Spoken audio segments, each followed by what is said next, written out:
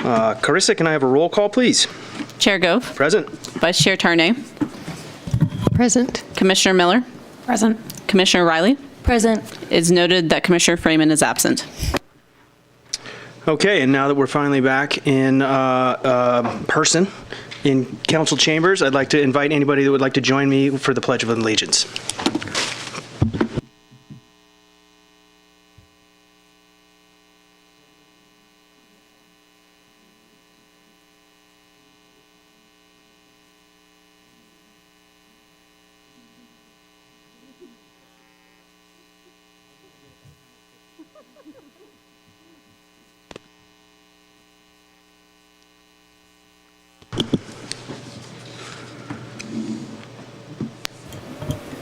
Okay, we have opportunity for public comment tonight on anything that is not on tonight's agenda. Do I hear any public comment for anything that is not on tonight's agenda? Okay, seeing none, we'll close public comment.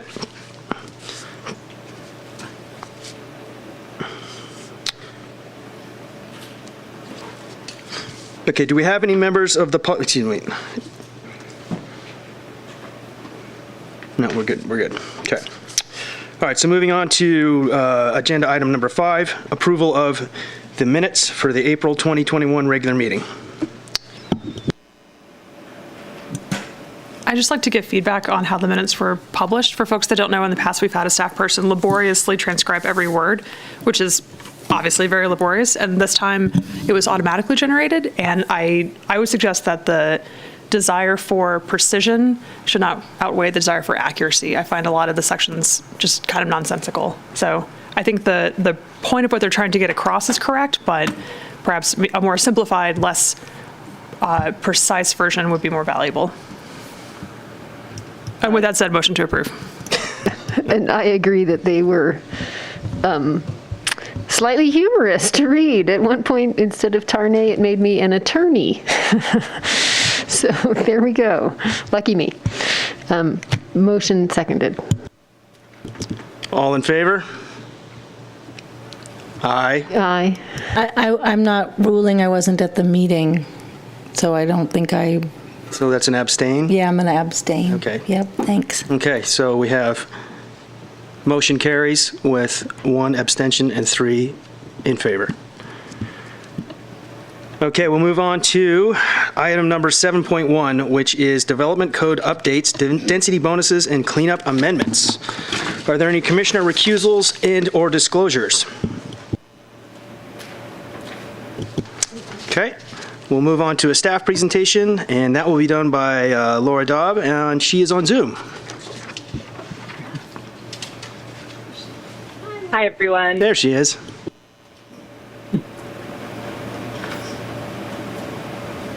All right. Sorry I can't be there with you guys tonight, but it's good to see you all virtually anyway. And Chris is going to be running the presentation for me. We'll give her a chance to get that pulled up.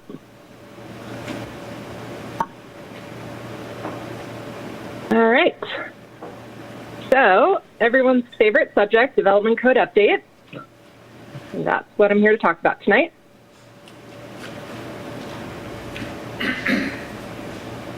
We have 2 topics this evening. One is density bonuses, and then we have a number of cleanup items as well. Can we turn that up at all? I think it's up full volume. Is that better?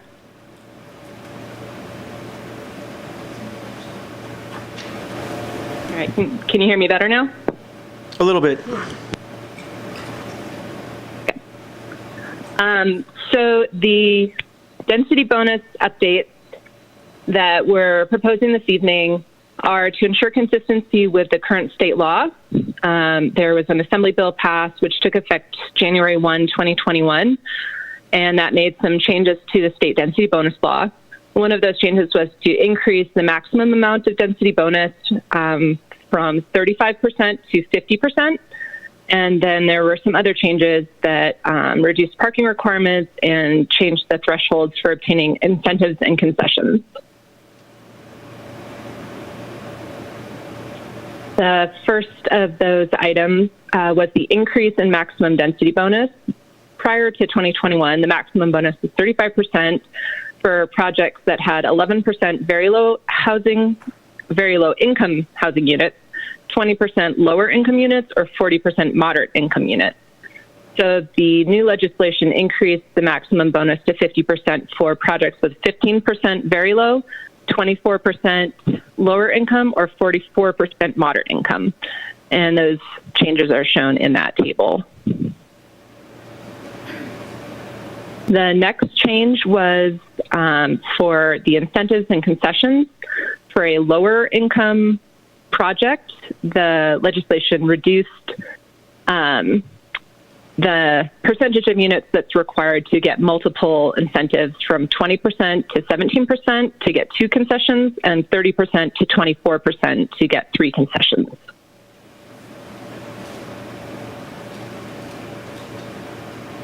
And the third item is parking. There were several changes that were made to the previous parking requirements.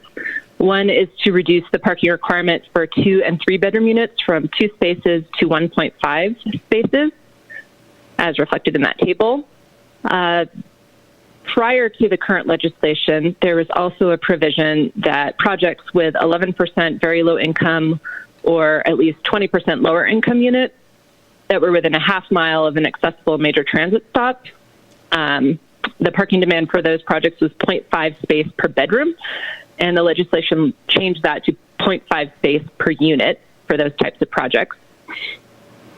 And finally, local governments can no longer impose any parking requirements for 100% affordable projects that are located within a half mile of an accessible major transit stop, or 100% affordable senior housing projects that are also located within a half mile of an accessible major transit stop or that offer paratransit services.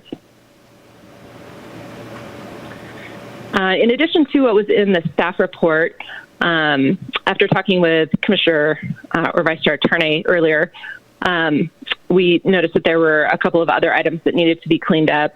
There was a reference to the low-income section of the code, which based on the change to the state legislation should actually refer to the very low-income section now.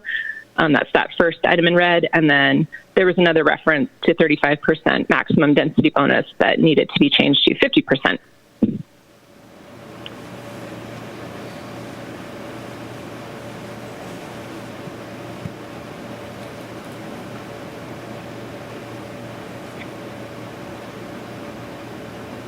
So our recommendation for the density bonus changes is to approve the proposed amendments with staff modifications to Chapter 18.212.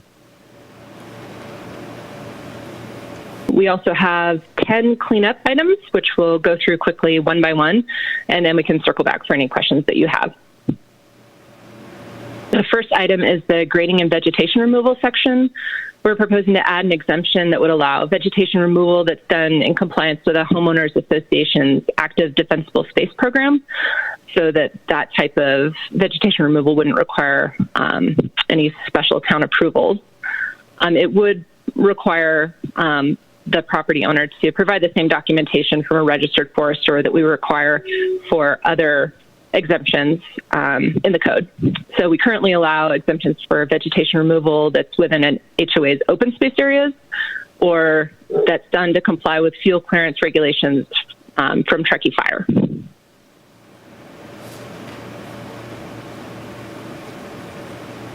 Next item is a couple of changes to the setback section. We're proposing to add a footnote to Table 3-2, which would allow encroachment of an uncovered staircase into the front yard setback when that's necessary to provide access to a residence on a steep lot. That's something that we've historically allowed, but it hasn't actually been in the code. We're also proposing to update Table 3-3 to clarify that the reduced rear and side yard setback for structures less than 120 square feet and over 6 feet in height is allowed for non-habitable structures. Next is a few different updates to the signs chapter. We're proposing to move the business opening banners from the temporary sign permit section and move those to the temporary sign permit exceptions.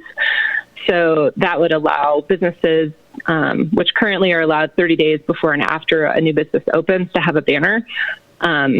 without going through a temporary sign permit application, since that's a standard allowance.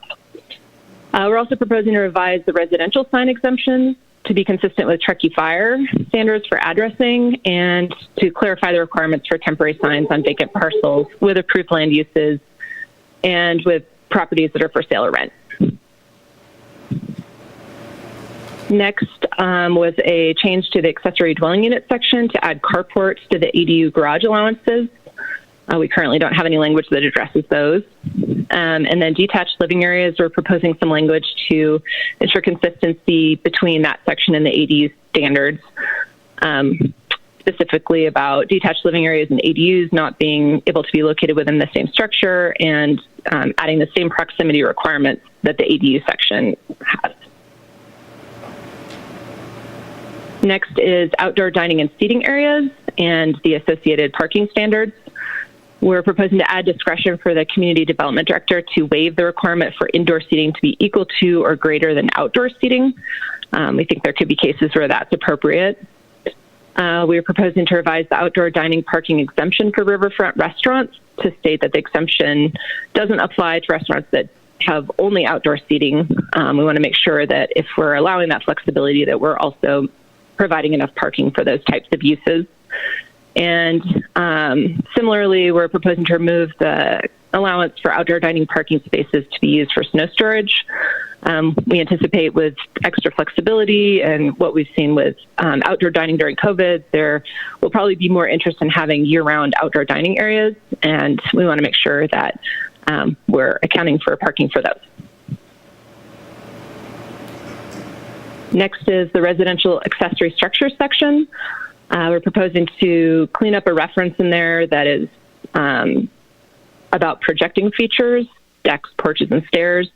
Since those aren't separate accessory structures, those are actually architectural features in the code.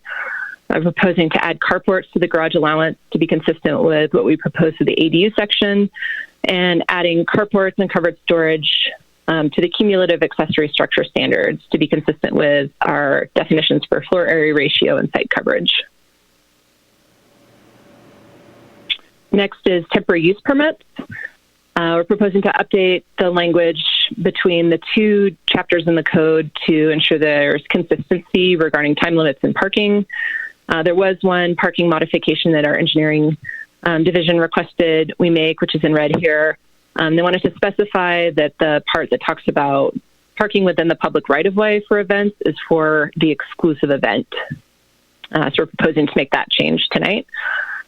We're also proposing to add an exemption from the temporary use permit requirement for staging areas for town projects that are under the engineering division's supervision. And the reason for that is that there's equivalent requirements, such as operating hours, nuisance, site restoration, time limits, that are already built in and managed by the engineering division as part of our public works construction contracts.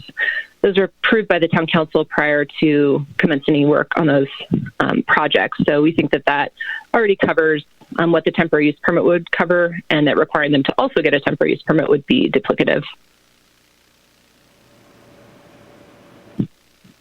Next is the minor modifications section. The way it reads now is that it sounds like you can't have any projections into your side yard setback. So we wanted to clarify that you can have those projections. They just have to meet the standard side yard setback projection allowances.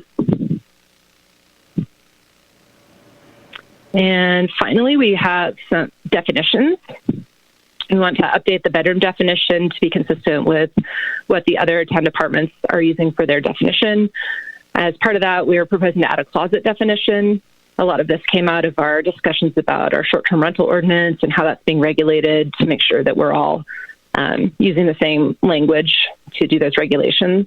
And then modifying the retail general merchandise definition to include equipment rentals for recreation type equipment, so bikes, kayaks, and also clarify that the equipment rental parking demand is for heavy equipment, not that type of recreational equipment rental. Our recommendation would be to approve the proposed cleanup amendments with staff's modifications tonight. So the staff recommendation is to adopt Resolution 2021-06, recommending approval to the Town Council of the 2021 Development Code Amendments and recommending the amendments to be exempt from CEQA pursuant to Section 15061B3. We did get one public comment. Mike Wolf submitted a comment that requested that the town public works staging areas not be exempt from the temporary use permit requirement.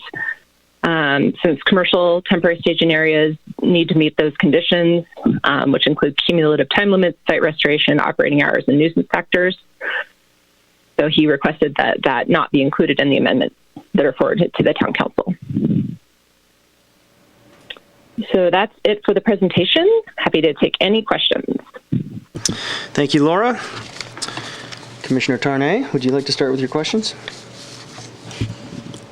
Sure, thank you.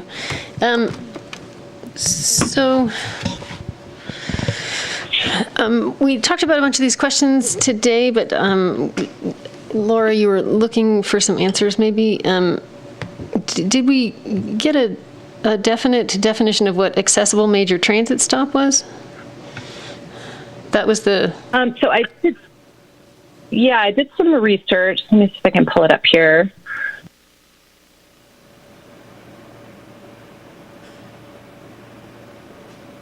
So the code has a reference that's pulled out of the state legislation that talks about a definition in the Public Resources Code, and then that in turn references a different section of the Public Resources Code, which says that a major transit stop is a site containing an existing rail or bus rapid transit station, a ferry terminal served by either a bus or rail transit service, or the intersection of two or more major bus routes with a frequency of interval 15 minutes or less during the morning and afternoon peak commute periods. So our determination that we've had so far from the town attorney is that we don't have any facilities in town that would meet the criteria for that currently. So even though our Tahoe area rapid transit has rapid in the title, it is not an existing bus rapid transit station. Yeah, I believe that determination it doesn't run based often on enough. It doesn't meet the definition because it doesn't run as frequently as it would have to. Okay, there was three different options, and the first one was existing rail or bus rapid transit station. It didn't say anything about time on that, so that's why I was asking. Does that make sense? The third one has the one for 15 minutes. Okay, so should these be defined in our code somewhere? Can we add that in our code somewhere? Does that make sense? Or are we sending people to state code, which then sends them to another part of the state code, which then we're still asking the lawyer what it means? Does it make sense? I mean, can we add that definition in there? We can. The thing about linking to state definitions is sometimes they change. So that's why you usually would want to just refer back to the state one rather than enshrining it in our code and then having to go back and change it when the state definition changes. Aren't we here addressing state code changes in our code? Yes, but the state law changes so rapidly that it's sometimes hard for us to keep up and make corresponding changes to the municipal code, which is why provisions of state law are generally not simply cut and pasted into our code. We usually just refer to the state law, and then as it gets amended, our reference stays current. Okay, do we have any contractors that ask questions about these things? Is it easy for someone to come to you and find out what this means? Yeah, if they have the question, then we'll pull out the government code resources section and give it to them if that's what they're looking for. Okay, and then do we have any sort of idea what paratransit services is defined as? Yeah, I pulled up that definition as well, which is actually in the vehicle code. It's pretty lengthy, but essentially it's any motor vehicle designed for carrying no more than 24 persons and the driver that provides local transportation to the general public. And then there's some different examples. And then they specify that when it's used for people that are 55 years or older or people with disabilities, then it's not considered a general public paratransit vehicle. Okay, do we have paratransit?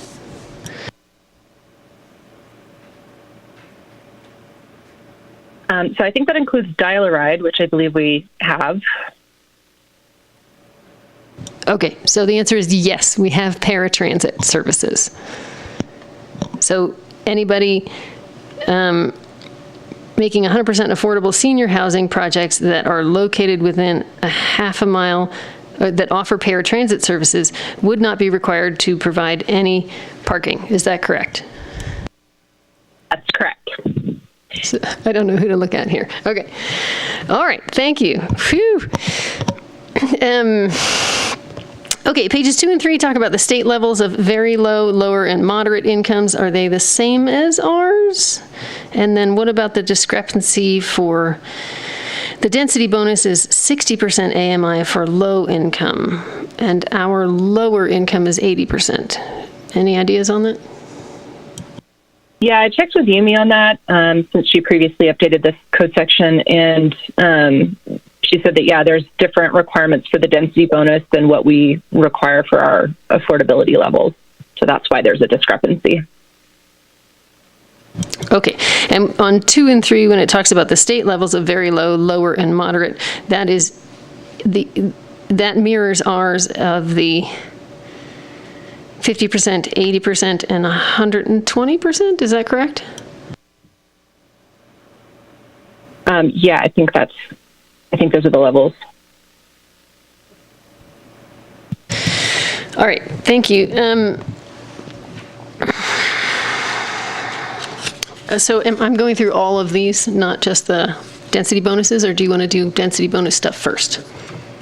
Let's just go through all your questions for staff for this agenda item, and then we'll move down the dais. So you guys can take a nice little nap while I do this. Great. Okay. So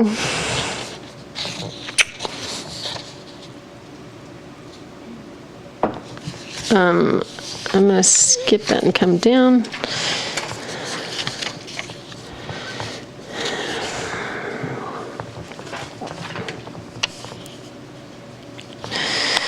So I want to talk a little bit about the outdoor dining and parking spaces. I'm a little confused because many of the places, is this just downtown or is this also along the river? I feel like they both have different parking exemptions. Downtown, you have a parking plan, and so downtown things don't have specific parking. And then the river one has the exemption of the 10 parking spaces. Yeah, the parking exemption for restaurants on the river is just a standard exemption. And then for downtown parking, you can request approval of a parking management plan that would allow different ways to meet your parking requirements if you can't meet those on site.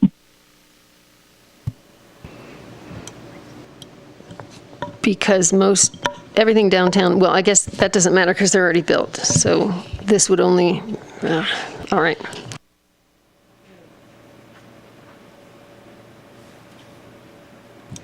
So requiring restaurants to then provide parking for indoor, parking for outdoor, and snow storage areas, is that going to eliminate the possibility of further riverfront dining and outdoor dining? Just because it's so space intensive? So that would apply if they didn't have any indoor dining. So that's why we changed that language. If it's a fully outdoor dining restaurant, which would be likely exempt from the parking requirements under that 10-space exemption, then we just want to make sure that those types of restaurants would still have some parking. Okay, sorry. I think I did not get that. So it's only for exclusively outdoor dining. Regular restaurants that have indoor and outdoor, they can still use their outdoor parking, their outdoor dining parking for snow storage. Those are actually two different amendments. One would be the outdoor dining on the river exemption. If you have a restaurant that only has outdoor dining and it's on the river, we want to make sure that those restaurants do provide some parking. Then the second one was changing the existing code language that says that you can use the parking spaces for your outdoor dining for snow storage. which made sense when our outdoor dining areas were seasonal and people weren't doing that during the winter. But what we're seeing now is that potentially there could be more interest in having year-round outdoor dining. So I suppose another way we could address that would be to say that you can use that exemption if you don't have year-round outdoor dining. That would possibly be a little difficult to enforce. But if you'd prefer to see a little bit more flexibility, we could look at that. I am interested in the flexibility there. Yes, thank you. Okay. So the vegetation removal part for the active HOA fire removal.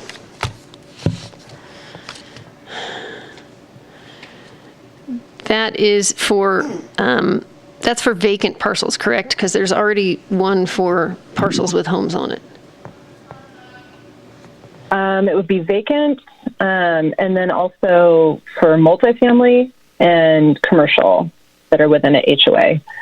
So the recent one that we saw with this was a multifamily project that would normally have needed to go through the process to get a special permit, even though they were doing what the HOA's active defensible space program was basically telling them they needed to do.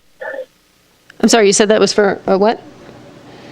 A multifamily project in Powhatan. Okay, because the first one in that list is develop single-family residential subdivision lots. And so this one is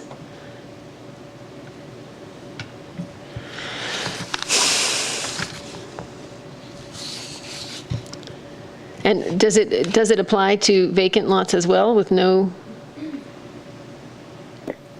It could. I'm not sure what kind of requirements HOAs have as part of their vegetation removal programs for vacant lots, but I suppose if they've worked with, CAL FIRE or Truckee Fire to come up with something that they think makes sense, then we would say that that should apply as well.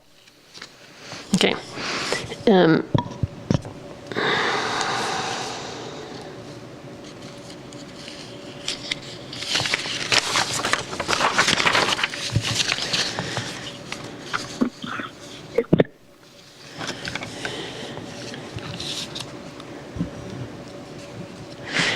When we were talking about the signs earlier today, it was unclear about whether you could have both signs for 90 days. Did you get clarity on that? I looked at that.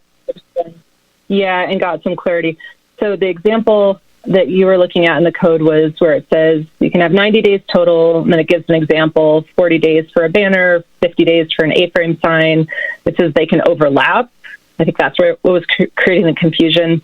So that basically means if you have a 40-day and a 50-day and you want to have the signs up concurrently, you can, but those still count as 90 days because it's 40 for one sign and 50 for the other.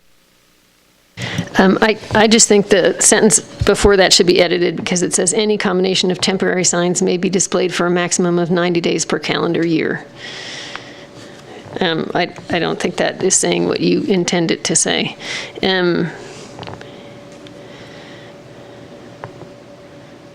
Okay, and that's... Okay.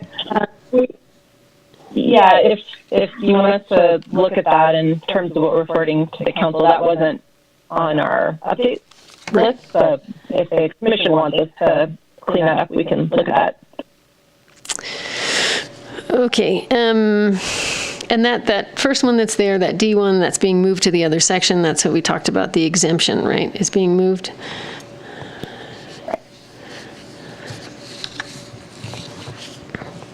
That was a yes. I'm sorry, I can't look at you and look at my stuff. Oh, she's talking over there. Thank you.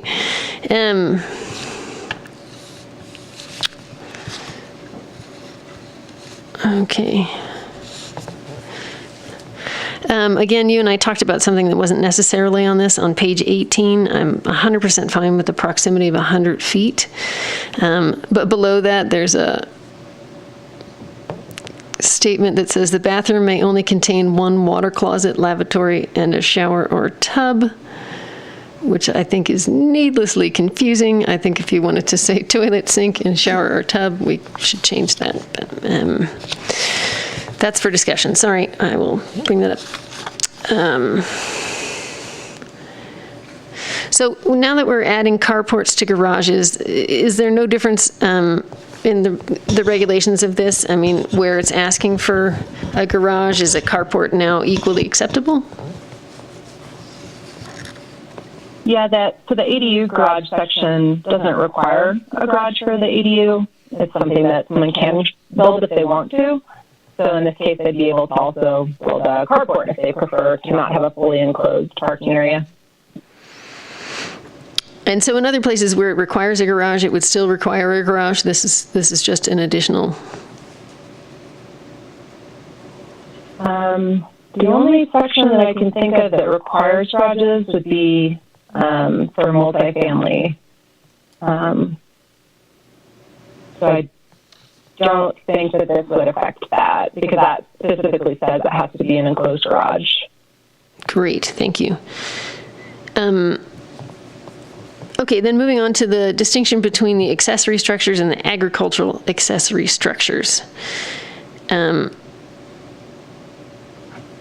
Is there any physical difference between an accessory structure and an agricultural accessory structure? It's really about the use more than the structure. We don't have design standards, so if someone wanted to build a barn versus a garage, I don't think from a physical standpoint they would necessarily be different. I mean, a garage has, vehicle doors that roll up. But I think that the distinction between the two is really one is supposed to be used for farm equipment and things like that, and so it's really more use-based.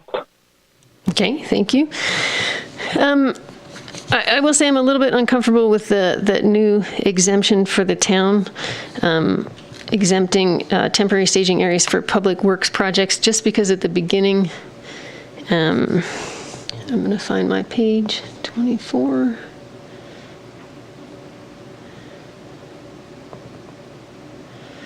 At the beginning of that chapter that we're inserting that exemption into, it says the following temporary uses and events are not subject to the requirements of this chapter.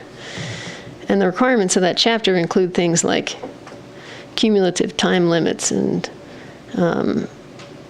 signs and site restoration. That's the main reason.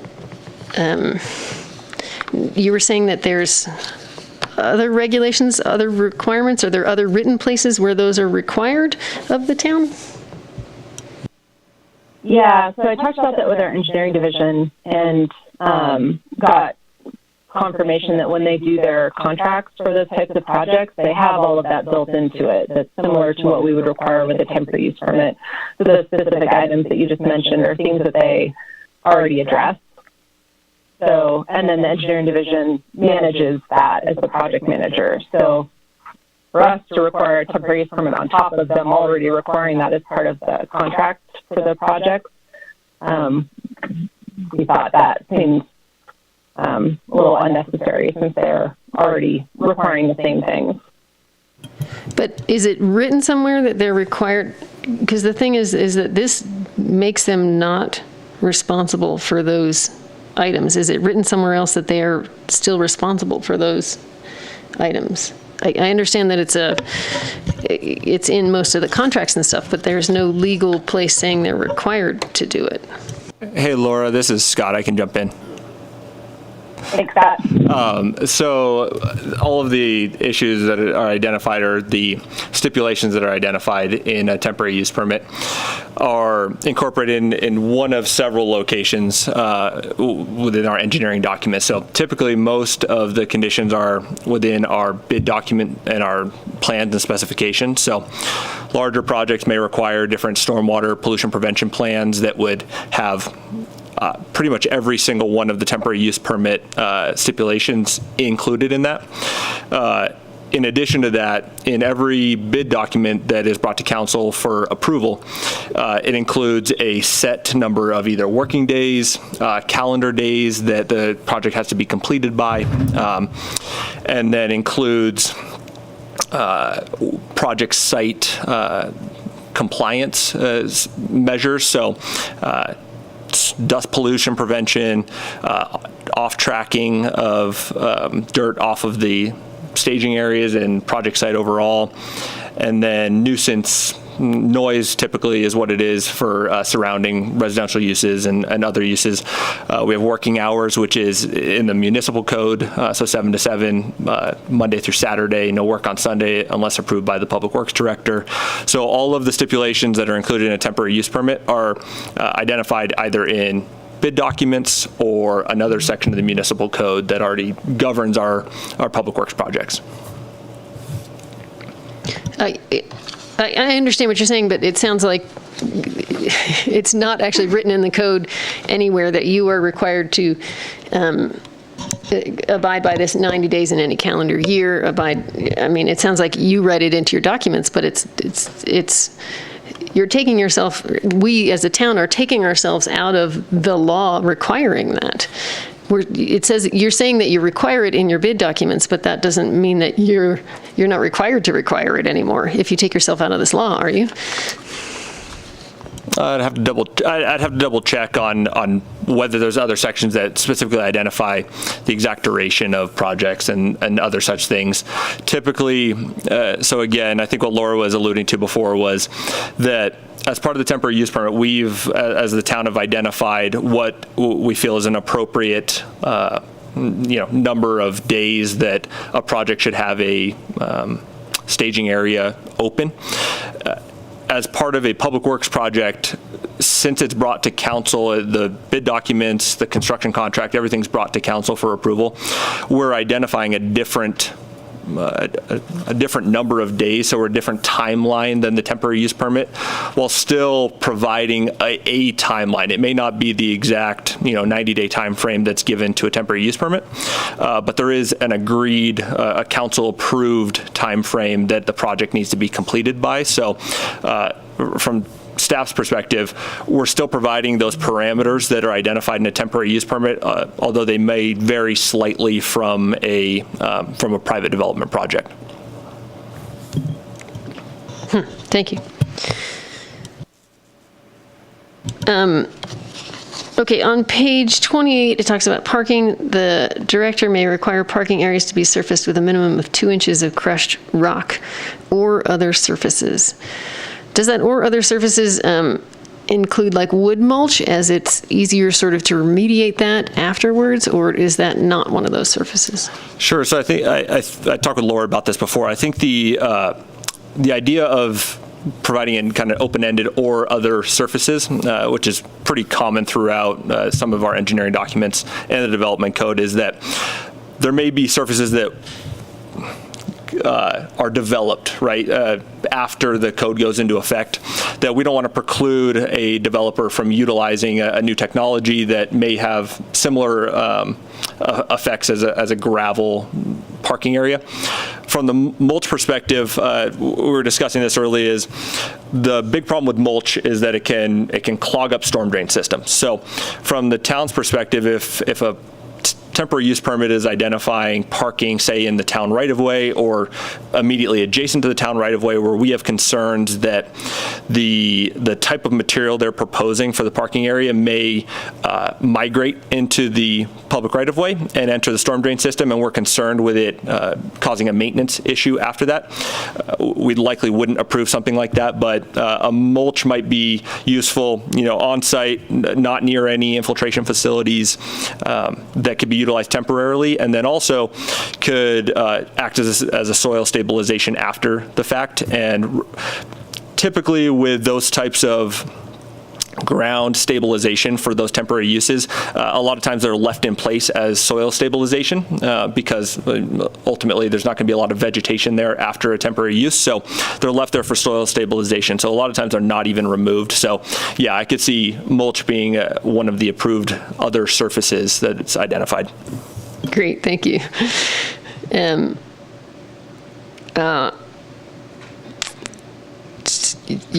Laura and I talked about there was a little bit of a page mix-up. I don't know if you guys saw that in there, but page 29 then skips to page 32. They got a little mixed up. Sorry about that. That was me. No worries. That one's the one we corrected.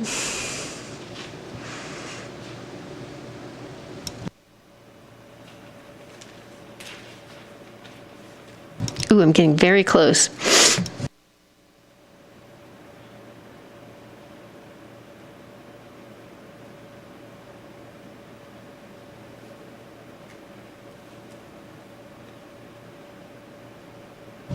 Oh, and then there was just that question on that table, and this is back to sort of density bonuses, the table, page 41.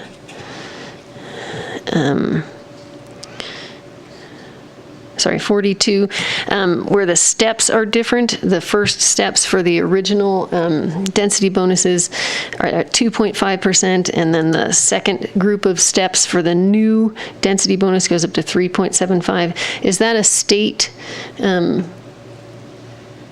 Was that sent to us by the state, or was that just our way of adapting to it instead of changing everything to? I checked on that, and it was from the state legislation. Okay, and I actually really like that, because then when you get into the higher amounts of affordable housing, you get a bigger chunk of density bonus. And that is it. Thank you so much, Laura. Thank you, Vice Chair Tarnay. Commissioner Riley, do you have clarifying questions for staff? Yes, thank you. I have a few. Let's see, let me get, so to kind of tie into Susie's questions about what constitutes a major transit stop, it sounds like we don't have that, but let's just, like, if I could ask staff for a scenario, if, let's say, the Jaboom Street project came forward with 100% senior housing project, affordable, they would not have any housing or parking requirement. Is that correct? So how it's written is they have to provide paratransit services. So I'm not sure if just the fact that we have dial-a-ride available would meet that requirement. If a project came forward and was asking for that parking exemption, we would have to take a look at the government code and make sure that what they're proposing actually met the criteria. But since this is new, we haven't had a chance to look at it that closely. Okay. And then, do units that are part of the density bonus need to be affordable or deed restricted, or are they just market rate additional units? The additional units that they're granted are not required to be affordable. Okay. So with regards to our existing inclusionary housing policy of 15%, I don't know where to look, a person developer would be entitled to a 50% density bonus. That's correct. Okay. Okay, and then go on. They would have to do the very low income restriction. Okay. And I had asked Andy this question, but I'm going to ask it again just so it's kind of on the public record, because I struggle, as some may know, with these kind of urban approaches to our rural community. We don't have the transit, we don't have the parking structures, we don't have the access that cities have. And so I had asked Andy if we have advocates at the state level who represent the rural perspective. And maybe, Andy, if you don't mind, you would share your answer. Happy to, Commissioner Riley. Thank you.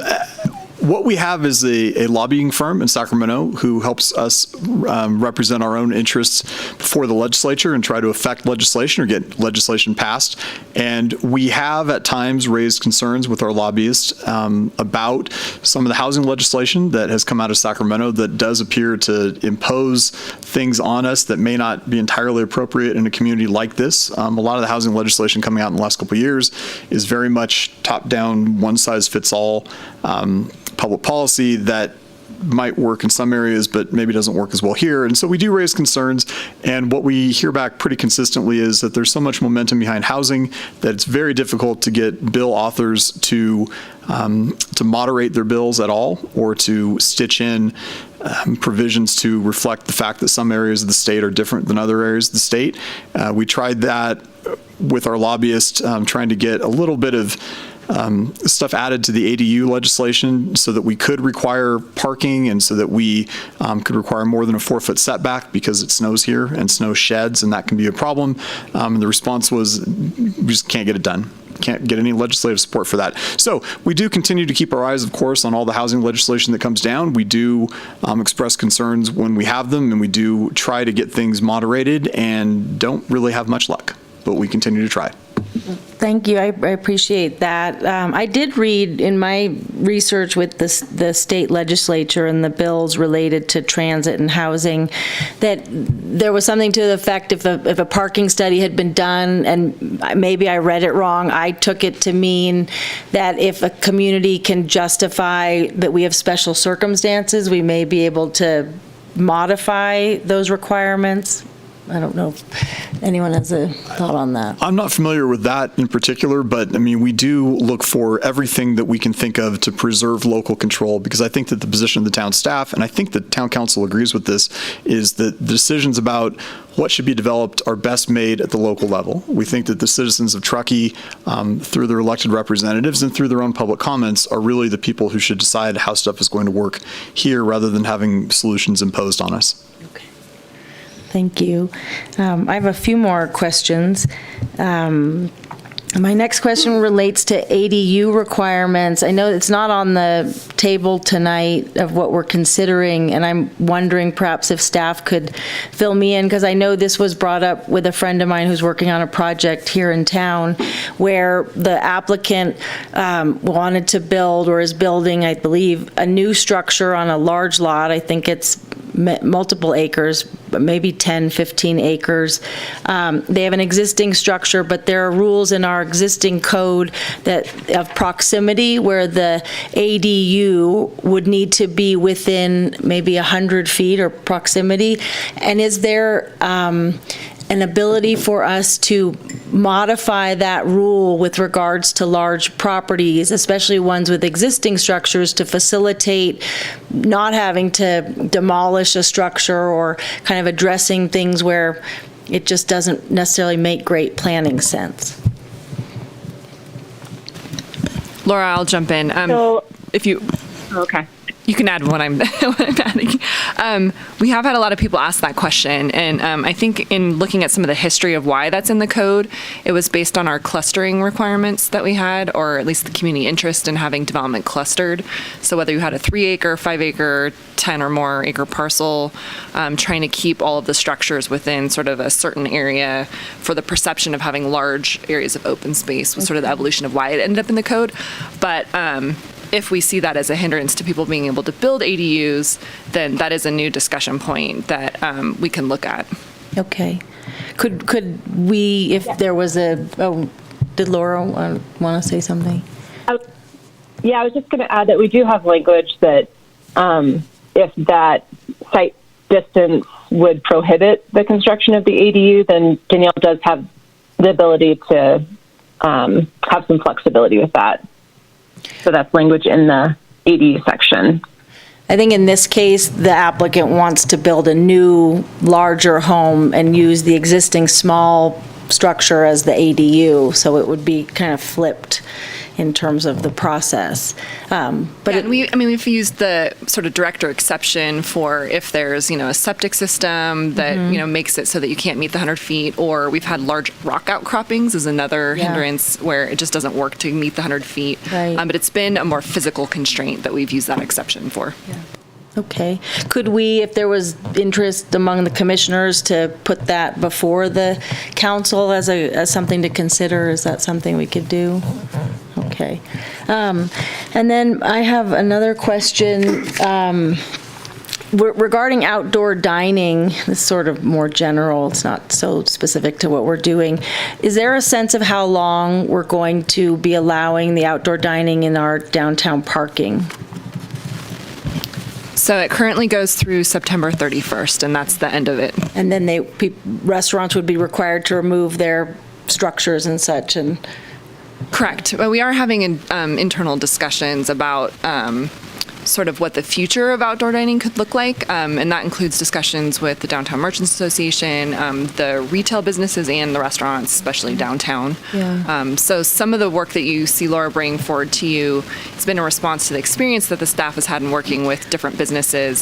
So there's sort of some interim steps that we're proposing with a long-term kind of ask of, do we need to look at this as sort of a permanent interest in it that the community has for us to keep allowing for more outdoor dining, and what does that look like in the long term? Right. And is that something we might tie into the specific plan update process, the downtown specific plan? We can. I would say that we've been looking at it kind of from a development code amendment standpoint, because there's some policy implications that we would want to do probably sooner than adoption of the downtown specific plan. But I do think those will work together as we look getting into the fall season of, who's interested, why are they interested, who has challenges with it, what does that look like? Yeah. Okay, thank you. My other question, I think it's my last one, ties into the public comment about the public works and temporary use permit exemption. And I don't think I heard this, but Scott, you can correct me if I'm wrong. Who ultimately would provide the oversight within the town to make sure, like, let's say someone filed a complaint, there was encroachment on a neighbor or nuisance or something, who creates that oversight? Yeah, great question. So we were talking about this amongst ourselves earlier today. It's the same folks that would be doing it if it was a private development project. So the engineering division oversees, if we're talking specifically about staging areas, we're really talking about disturbance of soil, which is under the jurisdiction of engineering. So it would be the project manager that would be responsible for identifying any violations to our typical practices and our typical municipal code standards. Ultimately, it'd be the public works director would be the ultimate deciding factor on what needed to be done or any remediation. Okay, great. Thank you. That's all that I have now. Commissioner Miller. Thank you. First off, why isn't the Amtrak station considered a major transit stop? Doesn't run often enough. But that's not part of the requirement in the code. The intersection of two more routes, item C does have frequency stated, but an existing rail or bus rapid transit station doesn't. I just think that we have not considered that to meet the requirement because it's not usable for transit in any way. Okay. Do we have any 100% senior affordable projects built or in the pipeline?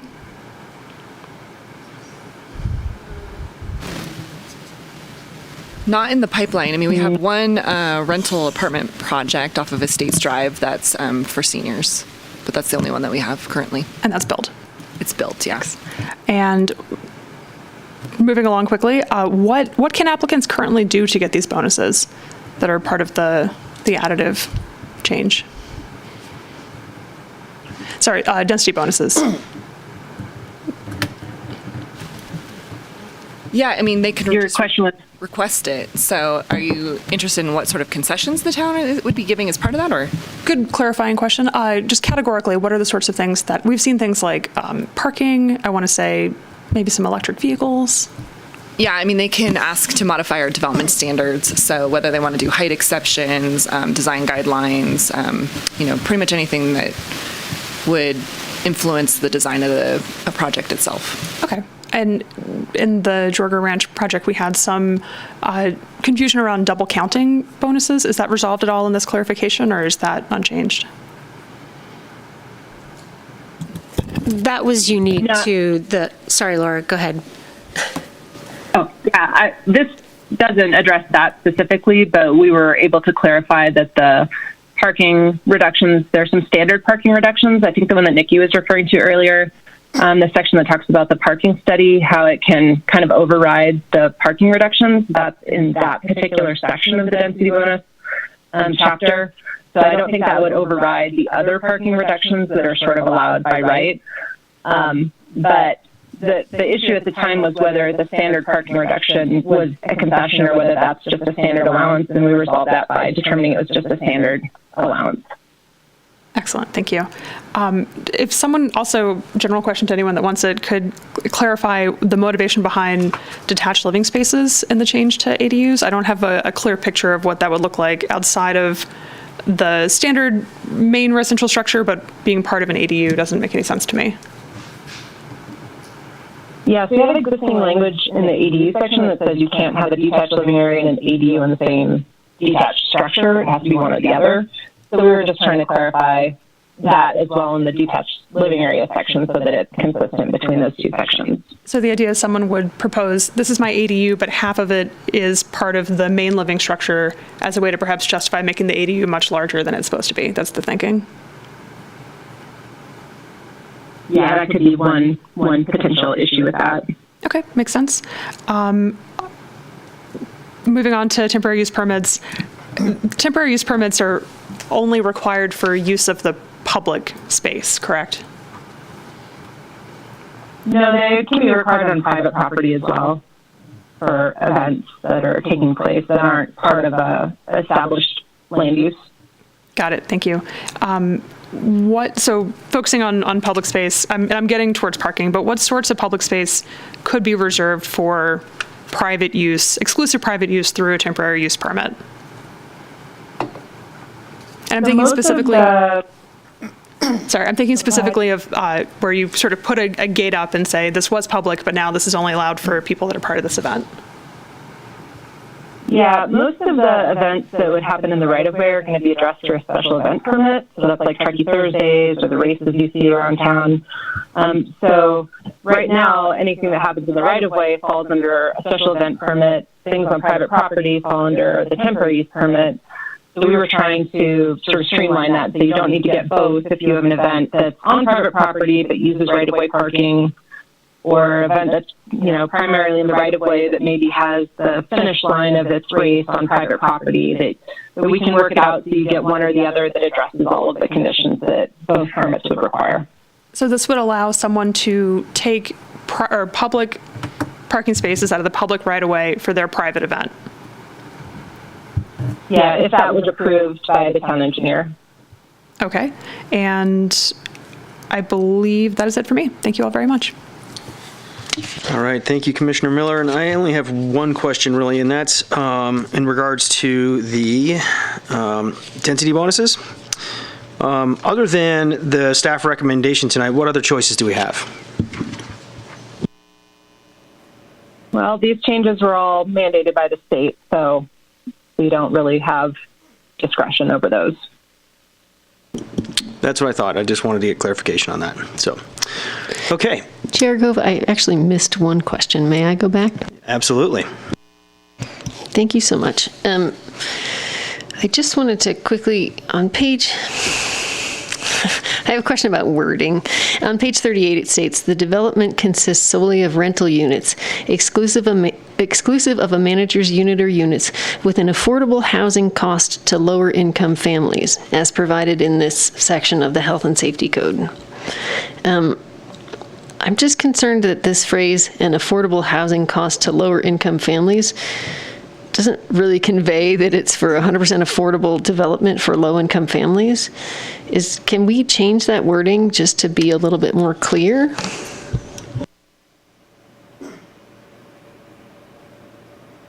So which section are you looking at? I'm on page 39, but I'm not seeing.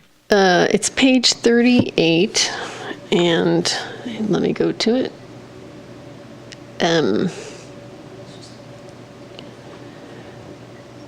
So that is section 18212.040, and I'm at B9.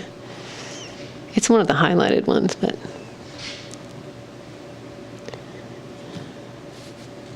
B9B. Okay. So this may be language that came directly out of the legislation, but what would you think would help clarify? Instead of an affordable housing cost to lower income families, I mean, can we just say 100% affordable as a low income? Is there anything we can just make that more? Affordable housing cost is the phrase that is in the definition of affordable housing cost that we're citing. So I agree that the syntax is slightly tortured and it could be prettier, but this is exactly what the law says. So I think that's what we're trying to do, is just stick to the law as much as we can. Okay, and I think the thing that's giving me a problem is that it says the development consists solely of rental units, and I think that solely is also supposed to apply to an affordable housing cost as well. Can we stick another solely in there? Well, I mean, what it means is that the development is entirely affordable to lower income households. That is what the first couple of lines say. I know what it means, but it's not. Okay, I was just wondering if we could make it a little bit more clear, but without making it too incredibly wordy, sticking another solely in there. That was my only question. Thank you. Okay, so with that, I believe that's all the clarifying questions for staff. So we will move to public comment. Do we have anybody that would like to make a public comment on this agenda item? If so, please step up to the podium, state your name. Okay, seeing none, we'll close public comment. And Dave, I have a question I'd like to ask staff that kind of came out of this conversation. If that's okay? Okay. Okay. I think I would direct this to Danielle or Jenna. To do is just at least show the numbers so that there's some sense of, at least in our discussions, that density bonus is something that people can apply for, but you never really know who's going to ask and who's not going to ask. So generally when you do that assessment for capacity, you don't include ADUs and you don't include the density bonus capacity. I think it would be helpful if it was included or there was some language to specify this doesn't include ADUs or it doesn't include, density bonuses as required by law, because the threshold could be much higher than what we think it would be, especially because with inclusionary housing, it's required 15% with every housing development of a certain size is going to trigger this 50% density bonus, which in theory we think people will take advantage of. And that, I think, will drive up our numbers of units. And I think that has an impact and should be recognized or articulated. Yeah, I think we can put that in some of the background information that we include for people when they're first reading the general plan. It says, how to use this general plan. So that can give people just a better understanding of just the parameters of what go into the general plan capacity numbers. Thank you. That's all. Thanks, Dave. Okay, and I'd like to reopen public comment. If anybody would like to comment on those questions that came up after the first time that we had public comment. Seeing none, closing public comment. And we'll move into deliberation.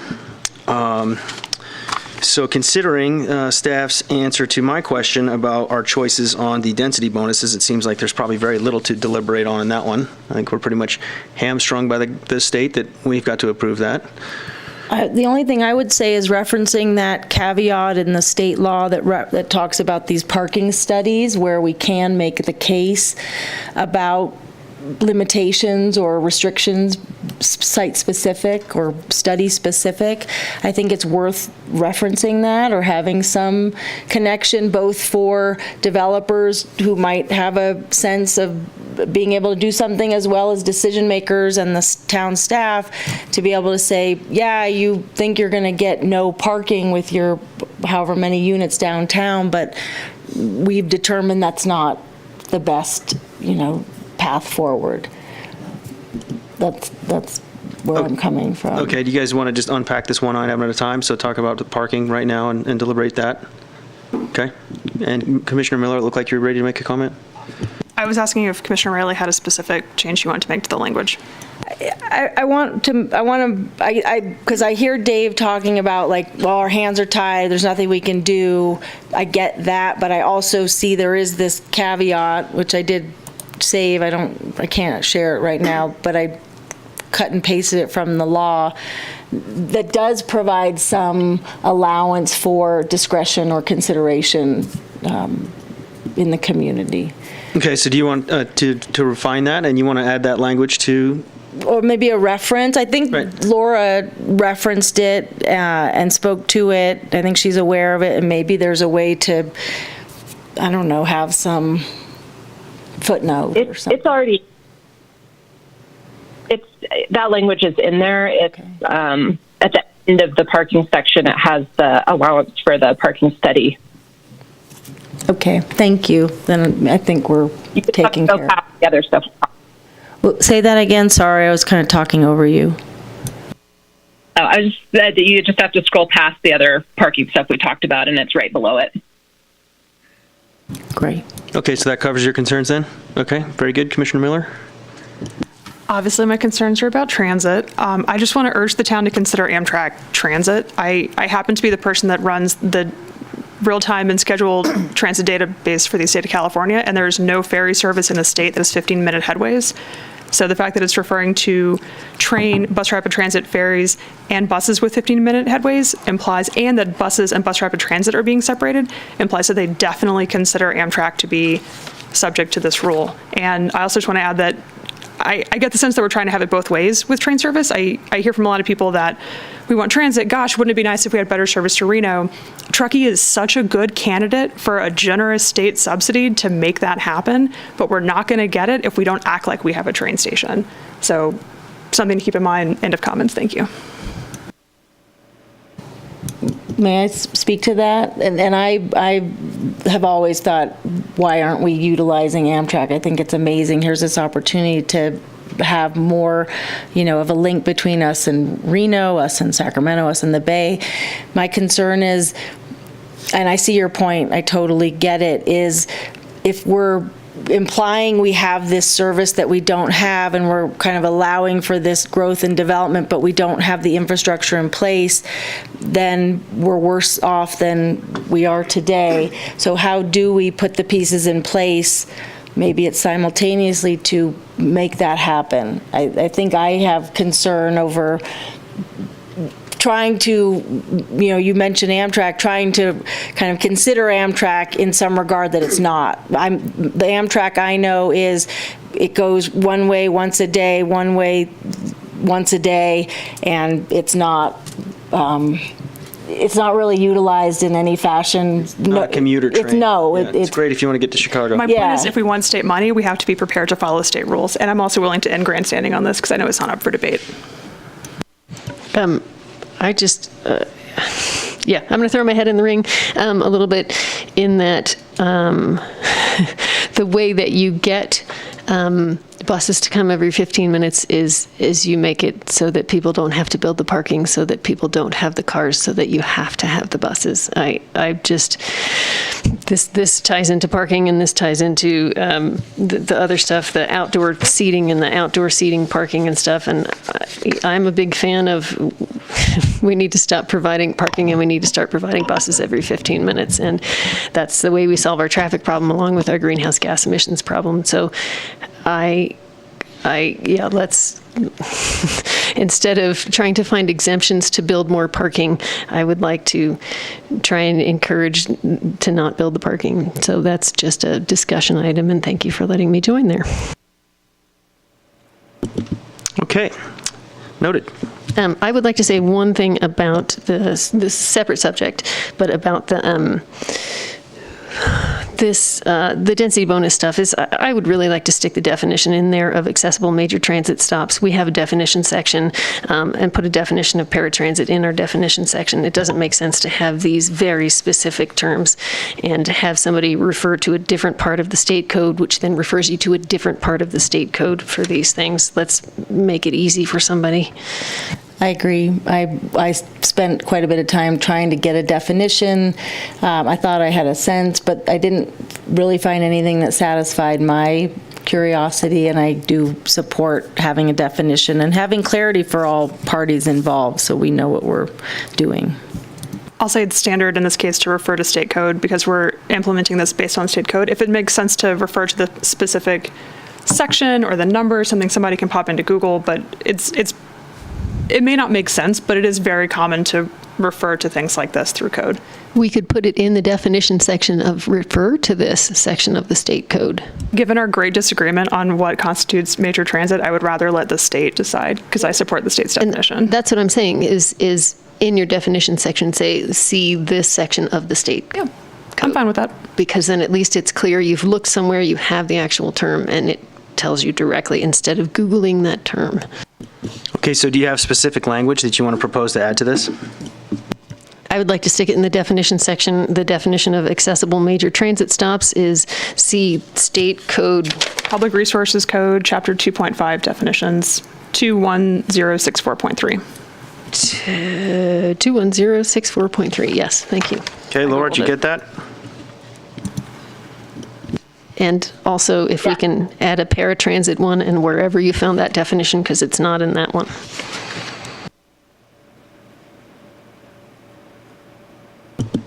Okay. Got it. Great, thank you, Laura.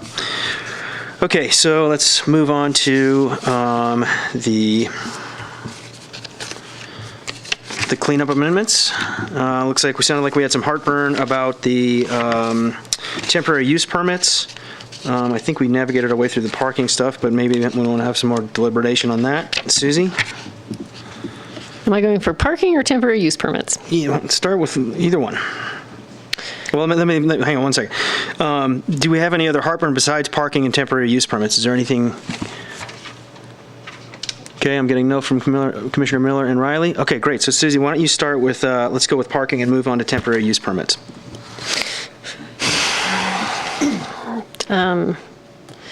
Parking. I have a few other things I would like to add to discussion too, just so you know. But parking, I say let them use it for snow storage and don't make them provide outside parking and snow storage parking. I don't know if this is a problem. Are we really going to have outdoor dining year round when we need snow storage and it's dumping snow? Is that when people are going to be sitting outside? Danielle, did you say that the outdoor dining was going away at the end of September? Is that what I understood?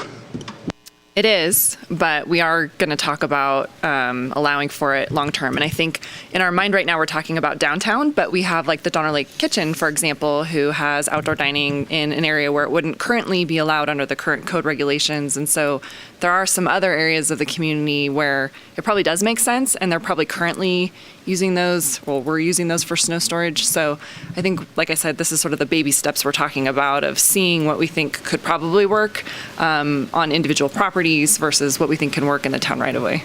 Okay, so this is our opportunity to kind of set precedent and get out ahead of those conversations then? Is that? Right, like I said, we're trying to do a little bit at a time, yeah. Got it. My precedent that I would like to set is I would like to have more walkable, usable outdoor spaces and less parking for cars. And so I don't necessarily support having to provide outdoor seating, parking spaces, and snow storage, which is space intensive, and I think it might be prohibitive for a use that we all want. So that's how I have to say about parking. And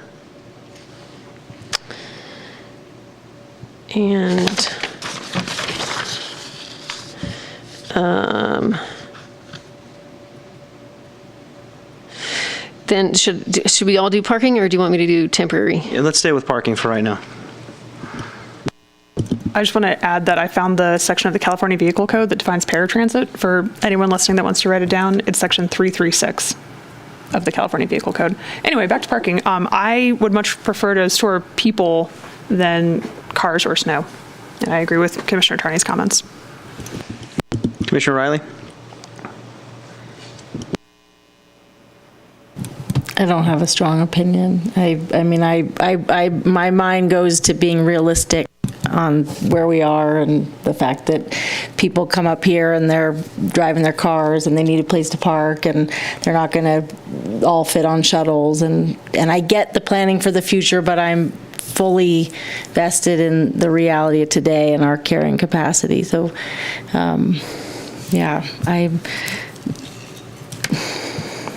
Yeah, I don't know. I don't really have an opinion. Got it. I'm okay with what's being proposed, I'll say, by the staff. I didn't have an alternative. Okay, very good. To make that clear, sorry for my rambling. No problem. It's okay.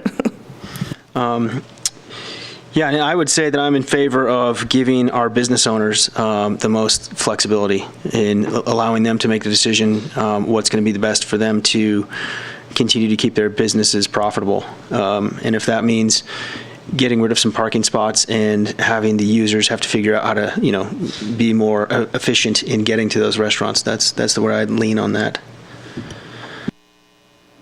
Well said. That is an interesting aspect. Thank you. Okay, should we move on to, well, Susie, what else? You said you had some other things you wanted to discuss other than the temporary use permits. I just want to know what's on your mind so we can get to that. Okay, let me real quick. Just bullet points.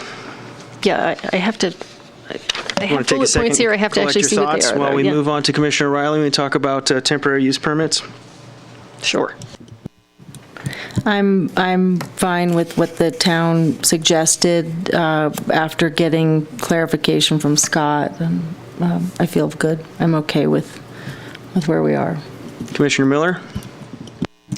I similarly don't have very strong opinions on this. I don't love the idea of making it easier to take space out of the public realm, but I assume the business owner nearby is consulted in this process. And similar to your points, if our concern is being able to support our local businesses, I trust them to make decisions and advise.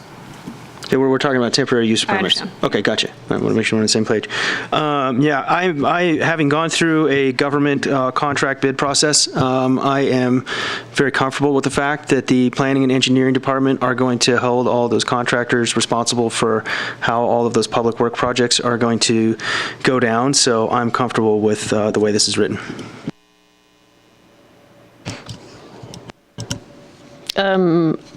I'm uncomfortable excusing us as a town from something that we require everybody else to do. I'm uncomfortable leaving it up to the town council to read through the documentation to make sure that it meets the same regulations of 90 days of a temporary permit. I'm uncomfortable in excusing ourselves from something that we're making everybody else do. I understand not wanting to do the rigmarole of the paperwork. It's not the paperwork I'm worried about. It's that it excuses you from the regulations that I don't like. Noted. Can I ask some clarifying questions? Yes. Are we excused from the regulations or excused from the paperwork about the regulations? In that exemption section, it says these exemptions are excused from the regulations in this chapter. That's what's making me uncomfortable. Could staff clarify the purpose of some of these temporary use permits when they're sought by the town? Or offer some examples? Yeah, I mean, so one of the main examples we're talking about is a typical construction staging area where one of the town's contractors needs an area to store equipment, materials, and other such things to perform the work that we've contracted with them to perform. Currently, we would need a temporary use permit in order to create that staging area. However, the items or the stipulations, like I was describing before, are located in other areas. So, and I've been thinking about it a little bit since I was discussing it before. But so you have municipal code sections that identify working hours, and the town abides by those and puts them in our bid documents. The noise, dust pollution prevention, all of those items are governed under different municipal code sections. So we have our stormwater ordinance governs a lot of the nuisance issues such as that, and then noise abatement, similar requirements there. The one thing that Commissioner Tarnay was describing is the timing, the 90-day window for a temporary use permit.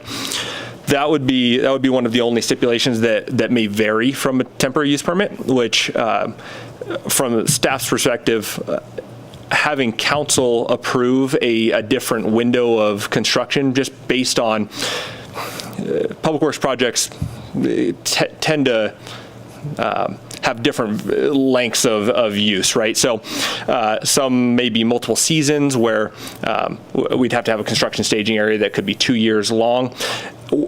However, we're still governed under the same wet season requirements that we need to stabilize everything by October 15th. Those are in the town municipal code under the stormwater ordinance. So everything, I believe, other than the time frame of a temporary use permit that Commissioner Charnay was describing is covered under different sections of the town municipal code.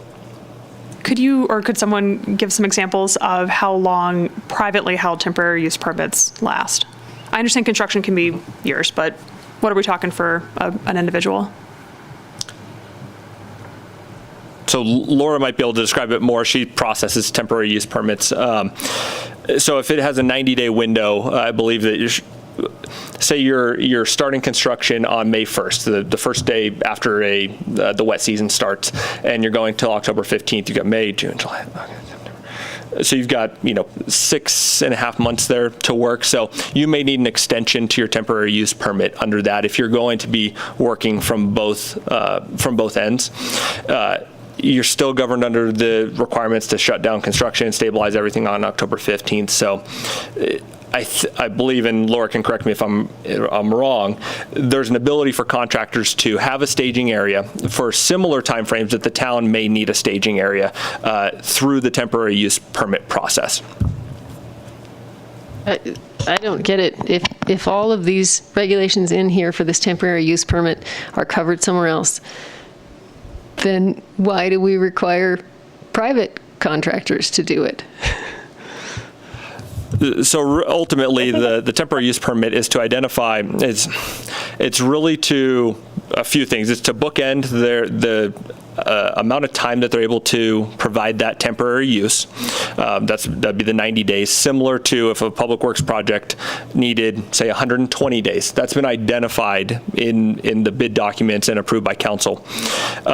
The other portions of it are identifying, there could be other stipulations that either the planning division has, the building division has, or the engineering division has that may not be covered in another section. And it's very unique to a site or a project in general of what the requirements of a temporary use permit are.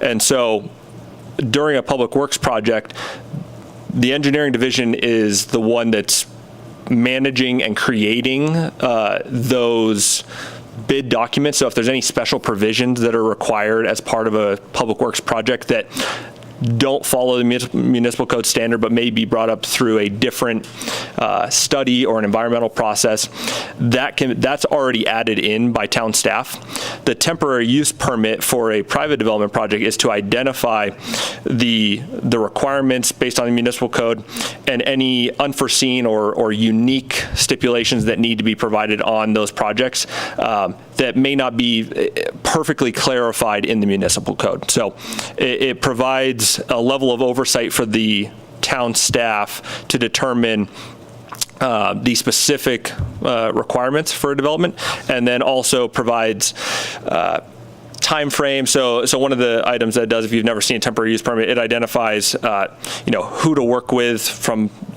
the town staff. So on a project that I was working on, it would provide my contact information, identifies when they need to contact town staff in advance of work.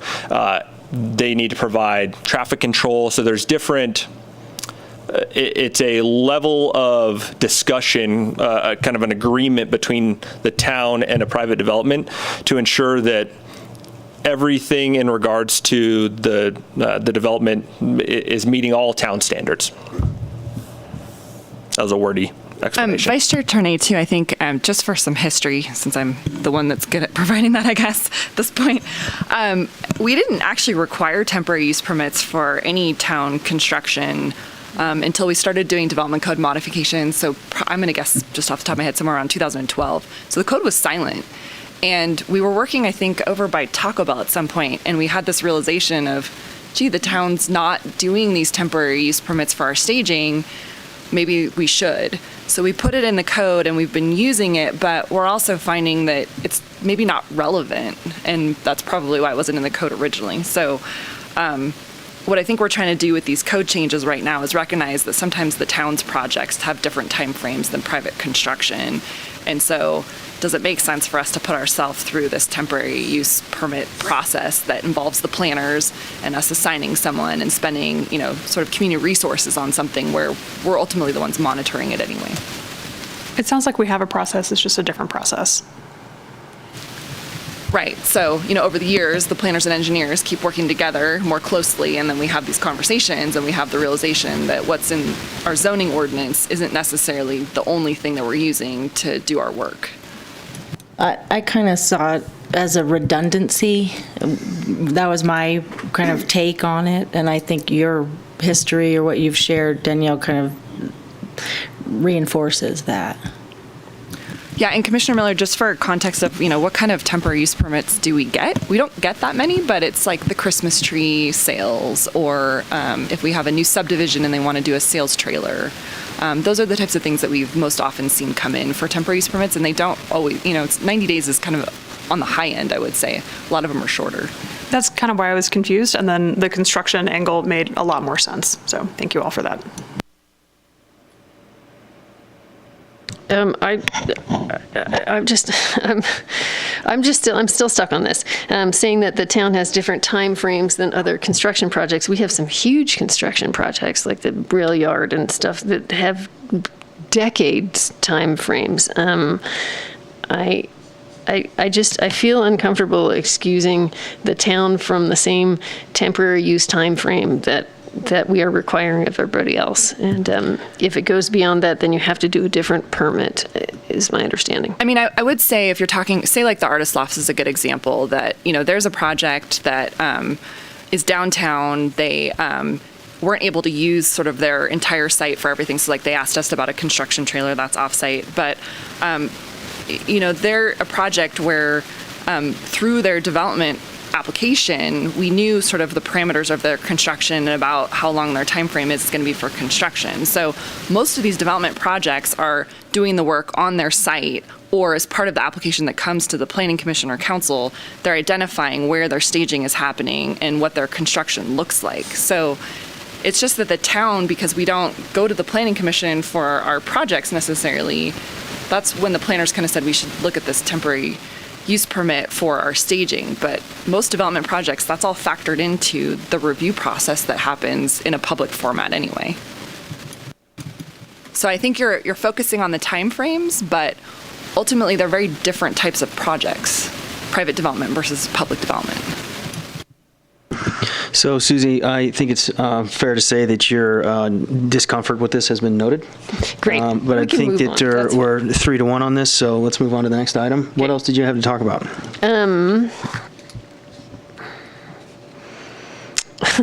I would like us to change this, the bathroom wording, and it was not something that was highlighted, but it does not make any sense. I don't know if you guys read through it.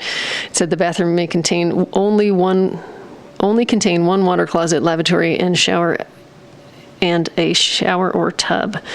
And saying that you can only contain one water closet, lavatory, and a shower or tub is very confusing. I think we should just change it and send it to the town council. Yeah, because a water closet is unclear, a lavatory is unclear. Let's just make it toilet, sink, and shower or tub.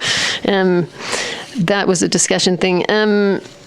I want to talk about this distinction in our accessory structures between a regular accessory structure and an agricultural accessory structure. I think if it is too large to be an accessory structure, then it's too large to be an agricultural accessory structure, because there is no physical difference between the two. I feel very uncomfortable with two different categories for that, with two different size allowances, despite the fact that there's no physical difference in the actual building. And then, if we've discussed it before, if somebody moves out, that ag building will then become an oversized, just regular building. I think we should get rid of the two distinctions and have one regulation on size on those. Anybody want to weigh in there? I'll weigh in a little bit, just for some context. So we do get these applications that come in for building permits, and that's the time when the building code further defines and works alongside our zoning ordinance. So if you have something that comes in, say, as like an indoor equestrian arena, That's very specific in what you see come in and how it's assessed and what the building code standards are for that. So when the planner gets a submittal for that, for example, and it comes in at 5,000 square feet, you can't build an equestrian arena for 5,000 square feet necessarily. So if the commission decides that you want to have one threshold, it will substantially change what a lot of these larger acreage properties can do when they have things like an equestrian facility that they're using, whether it's private or public or otherwise, or just in general, like what's a barn, so I think it is something that if you want us to give you more information about, you could pull it out and we could kind of give you some greater context for it. But I would caution about having one size that applies to both our detached accessory structures versus our agricultural structures. How many of those equestrian facilities do we have within the town? We get more than you think because we do have properties along Prosser Dam Road that are larger size. We have some on Stony Creek Court. And so we will get requests for people to build these indoor facilities for their private use. So I would say in any given week, we have at least one application in for something that's deemed an agricultural accessory structure, whether barn, arena, whatever it is. Hay storage. I mean, because we still have these, semi-ag uses in the community, particular to livestock, we do have the ability for people to build them a little bit larger. All right. Thank you. I appreciate that. Then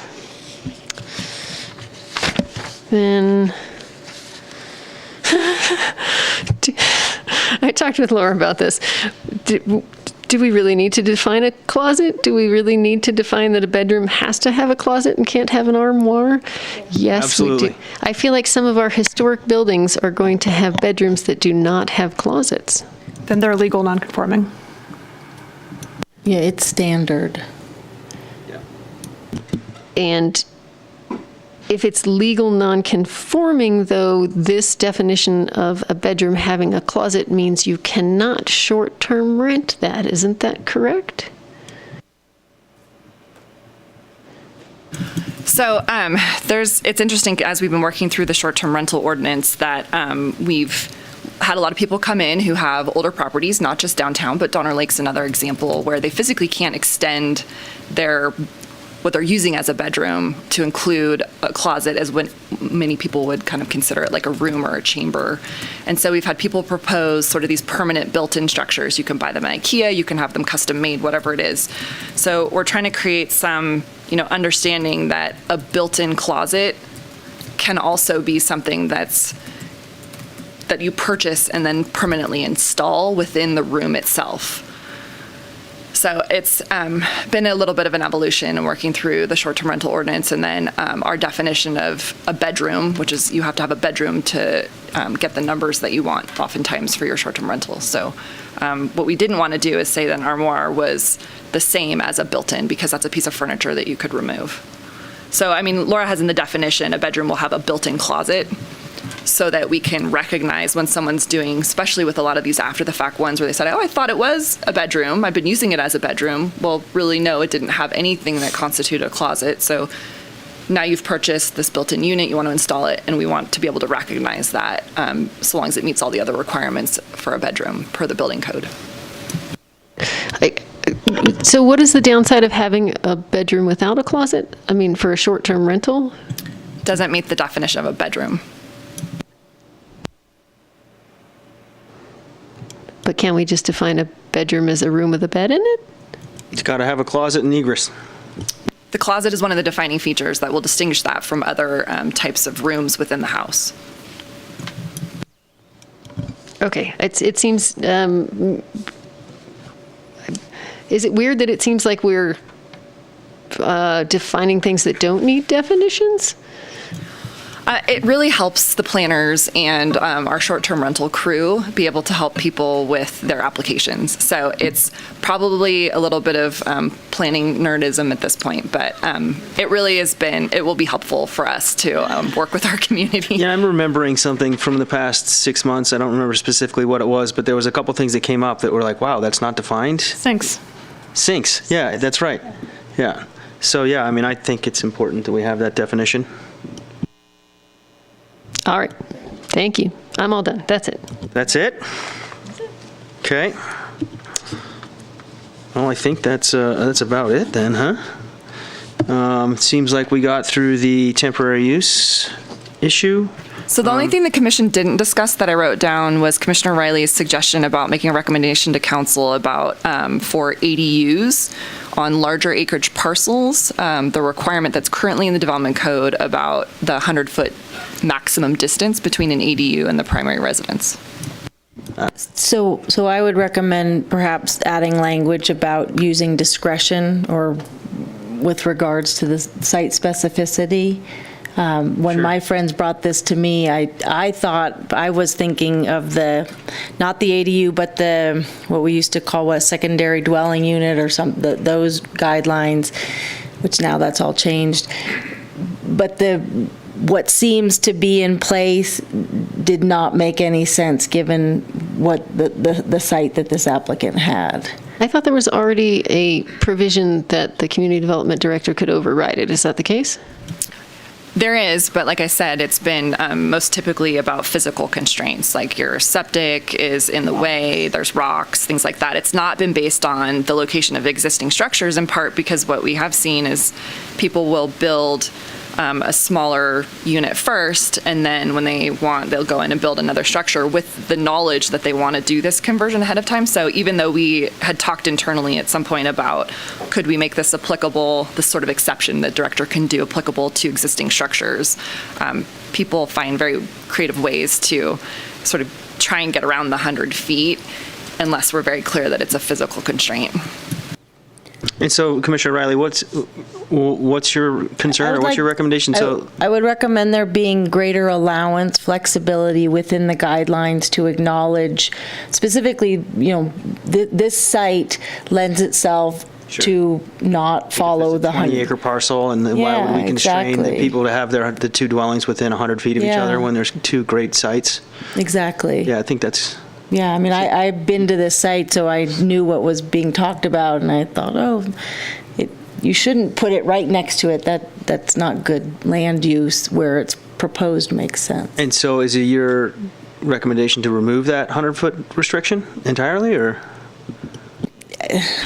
I mean, yeah, in some ways, yes. I don't necessarily think it makes the best sense in all cases. It is very restrictive, but I don't know, do we want to go to the extent of removing it, or do we want to say like case-by-case basis? Well, what's the justification for saying that it has to be within 100 feet? I mean, that's just, it seems like an arbitrary number. I can offer one, not 100 feet, but some number. Yeah. If we wanted to make it 2 lots with 2 units, we would do that. That's a different thing. But if we've decided that this is supposed to be low density, we want to keep it rural, then that means we want to minimize the amount of driving and activity that happens, and that means putting those things closer together. Because when things are denser, even if it's on a very local minima scale, it reduces their overall impact. So watershed, the amount of pipe you have to lay, the amount of soil disturbance you have to do to dig up to place that pipe is reduced. So I don't know if 100 feet is the requirement. I see no reason to change it. I think the goal is if we wanted to have 2 units, we would make it 2 units.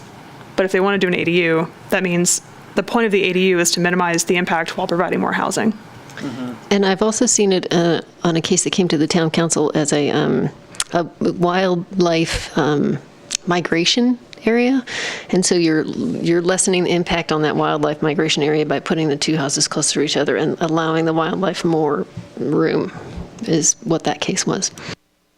Yeah, I mean, I think that's site specific because not all site lots are migration corridors. But I see your point. No, but it was developed out of general plan consistency originally, that there are a lot of policies in the 2025 general plan that talk about not just clustering, but about these larger areas of open space to facilitate wildlife migration and movement. So it's just whether that's still relevant now, and if the commission feels strong enough that you want to make a recommendation to council to modify it or not. I mean, I feel like there's a split sort of discussion going on here. Yeah, I mean, my perspective is, as someone from an architecture and development or, land use perspective, proximity doesn't always make the most sense, even with regards to site sensitivity. So I I would like to propose language to the effect of using discretion. We don't need to gut perhaps the standard of 100 feet. I get the intent. I see where that came from. But I also see instances where that's not the best decision, and why are we hamstringing people unnecessarily? Another way to interpret hamstringing is being clear, so they don't have to come and argue about it in front of us. And I like to save people time. And also, Commissioner Gove has been very quiet on this. I don't think I have. Yeah. I mean, I'm asking specifically, Nikki. I mean, do you want to just remove this? I mean, what language would you like to see? I mean, if you're bringing this up, like. I said use discretion. That's pretty vague, though. I mean, if we put, use discretion in there, like, how is that going to be? If imagine you are working on a project and, that language is in there, and you're from a design perspective, you're like, well, what is discretion? Well, so my take, because I was asked to review this by a friend who said, hey, can you help me out with this? You've been to the site. What's going on? And I read through the development code numerous times. I said, wow, I'm surprised this exists. I didn't realize this with the, the ADU language and changes, that this applicant wouldn't be allowed to do what they would like to do.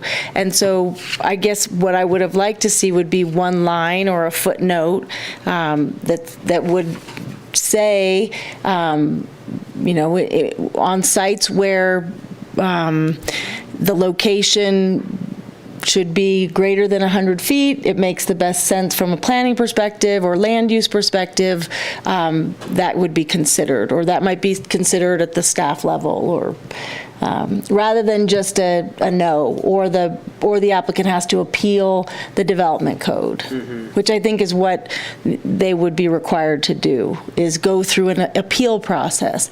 I think that's unnecessary. I think back to the conversation about the temporary land use permit for the town. If we don't need people to jump through numerous hoops to do something that makes sense on their property, I think we should allow that to happen. So this is our opportunity now to come up with that language, and maybe staff could help us come up with some language. Yeah, I mean, I think you've seen some of our hesitation because as the director, when I get these requests for something that doesn't fit within, whether, we have very specific language that says it's a septic system, it's a geographic constraint, it's, in environmentally sensitive areas, those are pretty clear for me to define. When it's, does this work for the site, it just becomes one of those, well, where's my reason to say that this doesn't work? So if it's not explicit, then I really get put in an awkward position to make those calls where they almost automatically get challenged, honestly, where we don't have that many properties right now who've come in and said the 100 feet can't work for them in some capacity. I mean, we really just don't. Right, and I think this is a special case because they're looking to build the main house, and the existing small structure would serve as the ADU. So it is in some ways like a special circumstance. It's not. It's kind of different on a large acre property. What about language that said something like, for properties under 1 acre, the additional dwelling has to be within 100 feet, and for properties greater than an acre, put it wherever you want? That's gutting the regulation that exists right now. Yeah, I agree with the large acre notion. This is like a 20-acre property, I think, or it's between 10 and 20 acres. Do you have a specific relationship or discussion you'd like to disclose on this item? Because it sounds like you're speaking about someone very specific that the rest of us don't know about. No, there's no disclosure. It's a matter of, this was brought to my attention some months ago. I didn't realize there were the requirements in place, and I see this as an opportunity to address it. But I'm not representing anyone. I'm representing something that I see in our code language that I think is, hamstrings development or planning. I'm not sure we can move forward with anything here. It seems that we're split 2-2, and I don't know if any recommendation would move forward. I mean, at this point, I would recommend that we just add this back into our next round of development code amendments when we have Commissioner Freeman here, and maybe we can provide some additional context for the commission to consider. So perhaps we could hear a motion that we would approve the updates with the exception of that one item.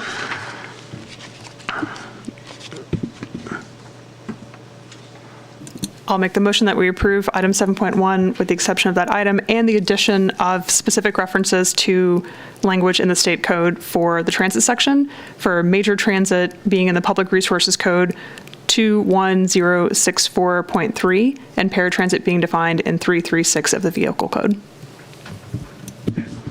We have a motion on the floor. Do I hear a second? I'll second. We have a roll call vote, please. Chair Gove. Yes. Vice Chair Tarnay. I'm saying yes, despite the fact that I still don't like the temporary uses, but I am saying yes. You've made that abundantly clear. Thank you. Commissioner Miller. Yes. Commissioner Riley. Yes. Okay, the motion passes. All right, it is 6:45. We will take a 10-minute recess and re-adjourn at 6:55. Thank you.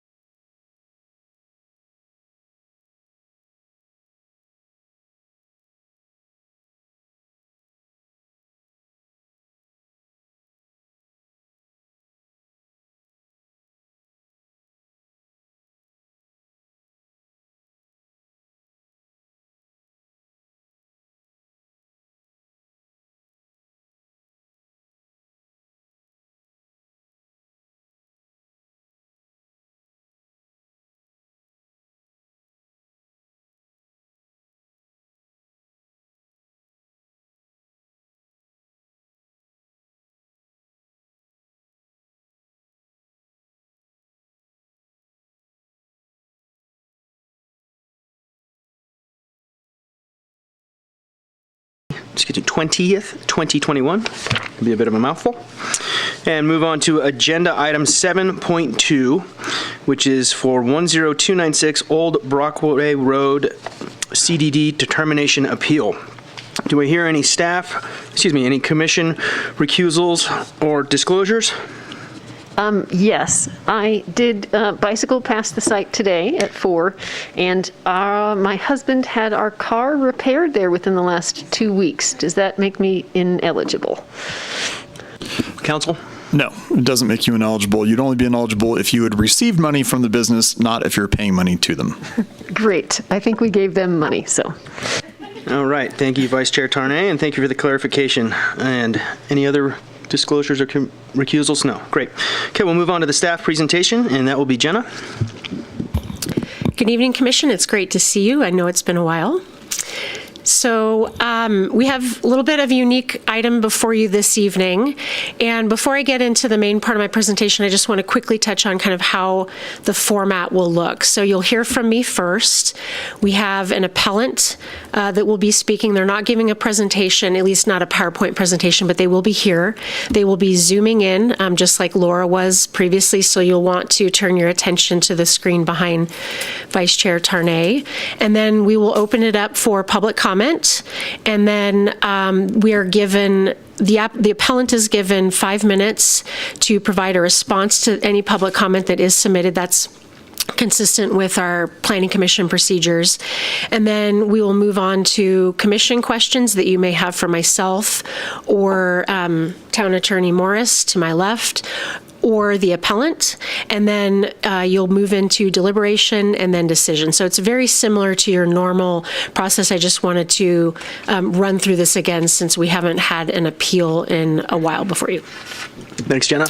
Okay, so what are we doing tonight? We are, or you are, considering an appeal of a Community Development Director decision, so I will use the term CDD. CDD is Danielle. And those are, any decision that Danielle makes is appealable initially to your commission. And then, as you are probably aware, any of your decisions can then be appealed to the town council. So we are at kind of the first step of disagreement on this topic. And there's really two decisions that you can make. The first is you uphold the CDD determination, and I'll be talking about that later. And in doing so, you would deny the appeal that is before you. You can also overturn the CDD decision, and what that would do is then you would be granting the appeal. So these are really the two pathways outside of continuing tonight's discussion, and I'll talk about that at the end of my presentation. So in thinking about how you want to proceed tonight, there are a couple points that we would like to underscore that may help, lead you to a decision. One of those is, have we interpreted the development code correctly? So that's really the foundation of the disagreement that's before you this evening. We believe we have interpreted it correctly. The appellant disagrees.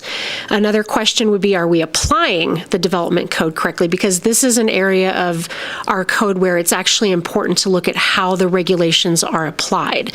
And then really big picture, is the CDD determination consistent with the development code? So these are just some key questions that may assist your decision making tonight. And then, as I mentioned earlier, your decision can be appealed to the town council, and if someone wishes to do so, the deadline to file an appeal would be Friday, July 30th. If anyone wishes to do that, they would need, I would recommend contacting myself, and I can walk you through what that process looks like.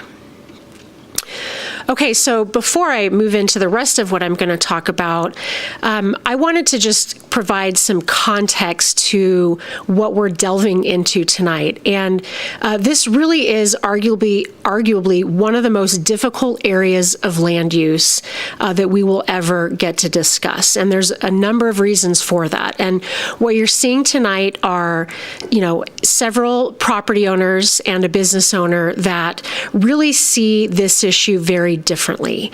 And we will undoubtedly be in the weeds of our development code, so I just want to say that at the outset.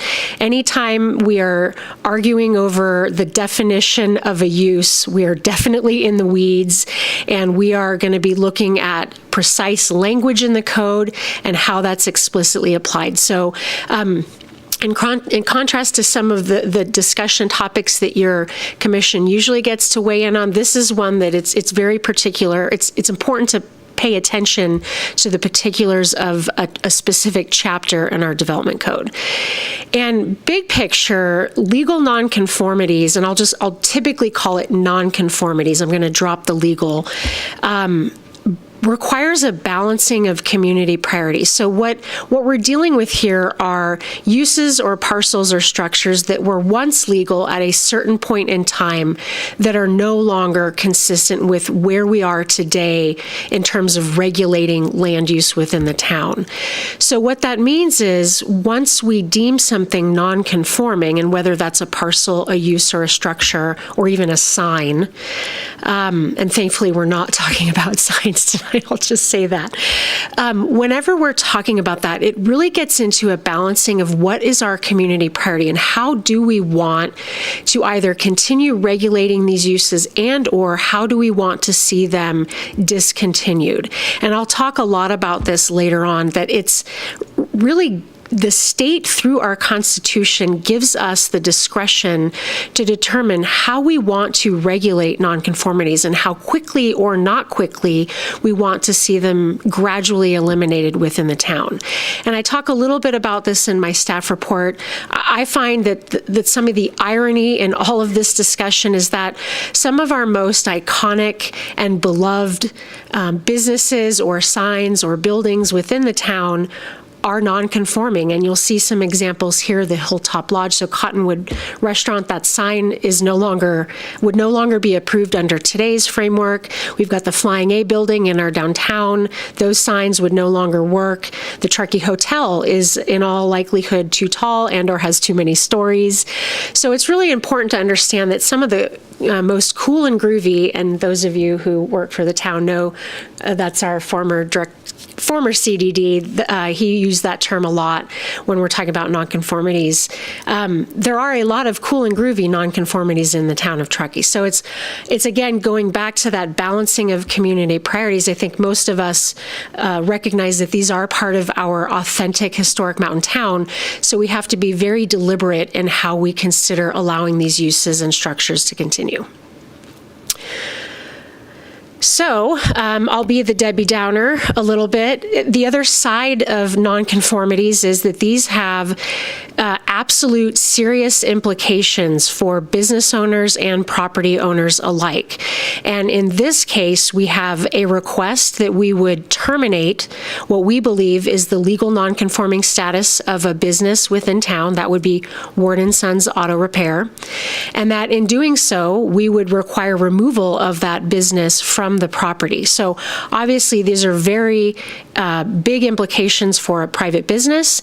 And on the other side of the coin, the appellant, and I believe they'll be making their case when I'm done, they believe that they have been harmed by the town's ongoing attitude of the way we apply our nonconforming ordinance. So you really, again, have two very different perspectives when it comes to this issue. What you'll see tonight is myself. I'm giving the presentation. You obviously read my staff report. This is not a planning issue necessarily. It originated in code compliance, and that's why I'm involved. Part of my job is I manage the planning division, but I also oversee code compliance. So that's why I have taken the lead tonight. And then you don't normally see Town Attorney Andy Morris at this table, but because we are dealing with some very explicit legal issues, he's here tonight to provide his expertise. And then you will see, like I mentioned, a Zoom presentation from the appellant team that will consist of Tim Taylor. He is an attorney with the law firm Stoll Reeves. And then I believe Alan Radford, who is the property owner that has filed the appeal, will also be available tonight. So you probably saw a lot of terms that may or may not be familiar to you in my staff report. Foremost is the notion of legal nonconforming. Again, this can be a use, structure, or parcel. I talked about that a little bit earlier, so I won't go into it again. But there's also terms like amortization. That's a notion of essentially a process that requires phasing out of a nonconformity. And as I talk briefly, we don't actually have that currently as part of our nonconforming ordinance. So the appellant has raised some concerns with that. We also talk about termination by either destruction or discontinuance. Those terms are explicitly defined in our definition section of the ordinance, and these are very important that we understand because from our interpretation says that these are the primary two pathways that a non-conforming use would lose its status. So it's important to understand those. I also talk a little bit about police power. That's essentially the power granted to local jurisdictions that give us the ability to legislate for the purpose of the general welfare. And won't go into case law or anything there. There's lots of it. It's just important to understand that we are granted the police power to determine how we want to regulate nonconformities. I also talk about intensification throughout the staff report. That is also explicitly defined in the legal in the nonconforming chapter. That's important to understand as well because we also don't believe that that metric has been met. It's important to also understand that repair and maintenance of vehicles is explicitly defined in our definitions section, otherwise known as a glossary. And that is also, like I said, important to understand because we disagree with the appellant's contention that the two uses that we're talking about, the current and the former, are not similar. We believe they're explicitly similar because they're defined in the same line item. Similar use determination is discussed. That's another section of our nonconforming chapter. We don't believe we need to do that, but we do talk about it in our staff report, just so you understand that there is a process that is provided to the community development director when looking at a potentially similar use, one that could be similar to what was historically permitted. There's some parameters that we need to go through in order to make an actual similar use determination.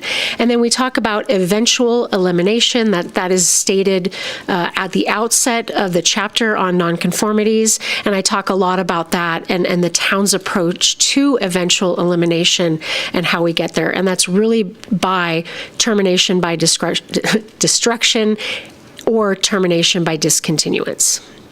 Okay, so moving away from our lesson in nonconformities and their terms. So again, what is the goal of nonconformities and how does the town approach it? And as I talk in the staff report, it really is through a gradual elimination of these uses through several different pathways, and we allow them, and this is really important to understand, we allow them to continue indefinitely under those limited circumstances unless certain circumstances have occurred, which are, as I said, discontinuance and or destruction. So it's very important to understand that even though our goal says that we want to see these eliminated, the way we go about it is maybe a little counterintuitive in the sense that we do allow them to continue indefinitely unless a certain set of circumstances are present, or someone purposefully elects to redevelop the property and bring the project and or site up to conformance with today's standards. So that's another way that people can achieve conformity. So what happens there is once a site is brought up to current code, it now conforms and it's no longer non-conforming. So I also talk a lot in the staff report about how we approach implementing our ordinance, and that we often are relying on incomplete permit histories, and I'll talk a little bit about that in a minute. We generally pursue all options to document a property or a structure or a use. And that's because we recognize that we don't always have the convenience of being handed a complete permit history, and that includes land use and building. Unfortunately for us, Nevada County, I'll throw them under the bus a little bit. The documents that we inherited from the county back in the 90s are not stellar. They're oftentimes incomplete, and/or we just simply can't figure out where a permit might be. Their nomenclature has changed. It's just oftentimes very difficult to recapture that history. Excuse me. So again, we typically pursue all options to document. We will talk with a property owner or a business owner and try to say to them, here's the issue we're having. Do you have any documentation to support the position that you are legal? And sometimes they do, and sometimes they don't.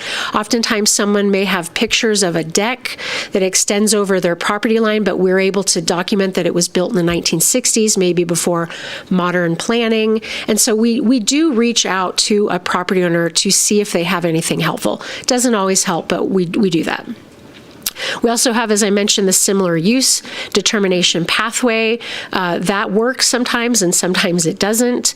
And then really where that goes into is that we are asked to make a determination that the environmental impacts associated with a new proposed similar use are generally the same or lesser.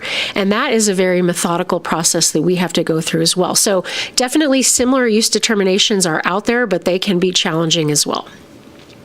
So just to help the commission understand, what does this look like in the real world? I talk about 3 examples in the staff report. 2 of those are very prominent Tahoe Donner facilities that date back to probably they're older than some of us. The first one would be the downhill ski hill. So obviously a very well-known, very well-used, part of Tahoe Donner that's been there for as long as anyone can remember. The second would be the cross-country center and equestrian center. That is actually partly in the town of Truckee and partly in Nevada County. That makes it even more exciting. Neither of those facilities have complete permit histories. I know that because I did permitting for both of them within the last decade, and it was really difficult to try to track down what is the baseline? What is approved?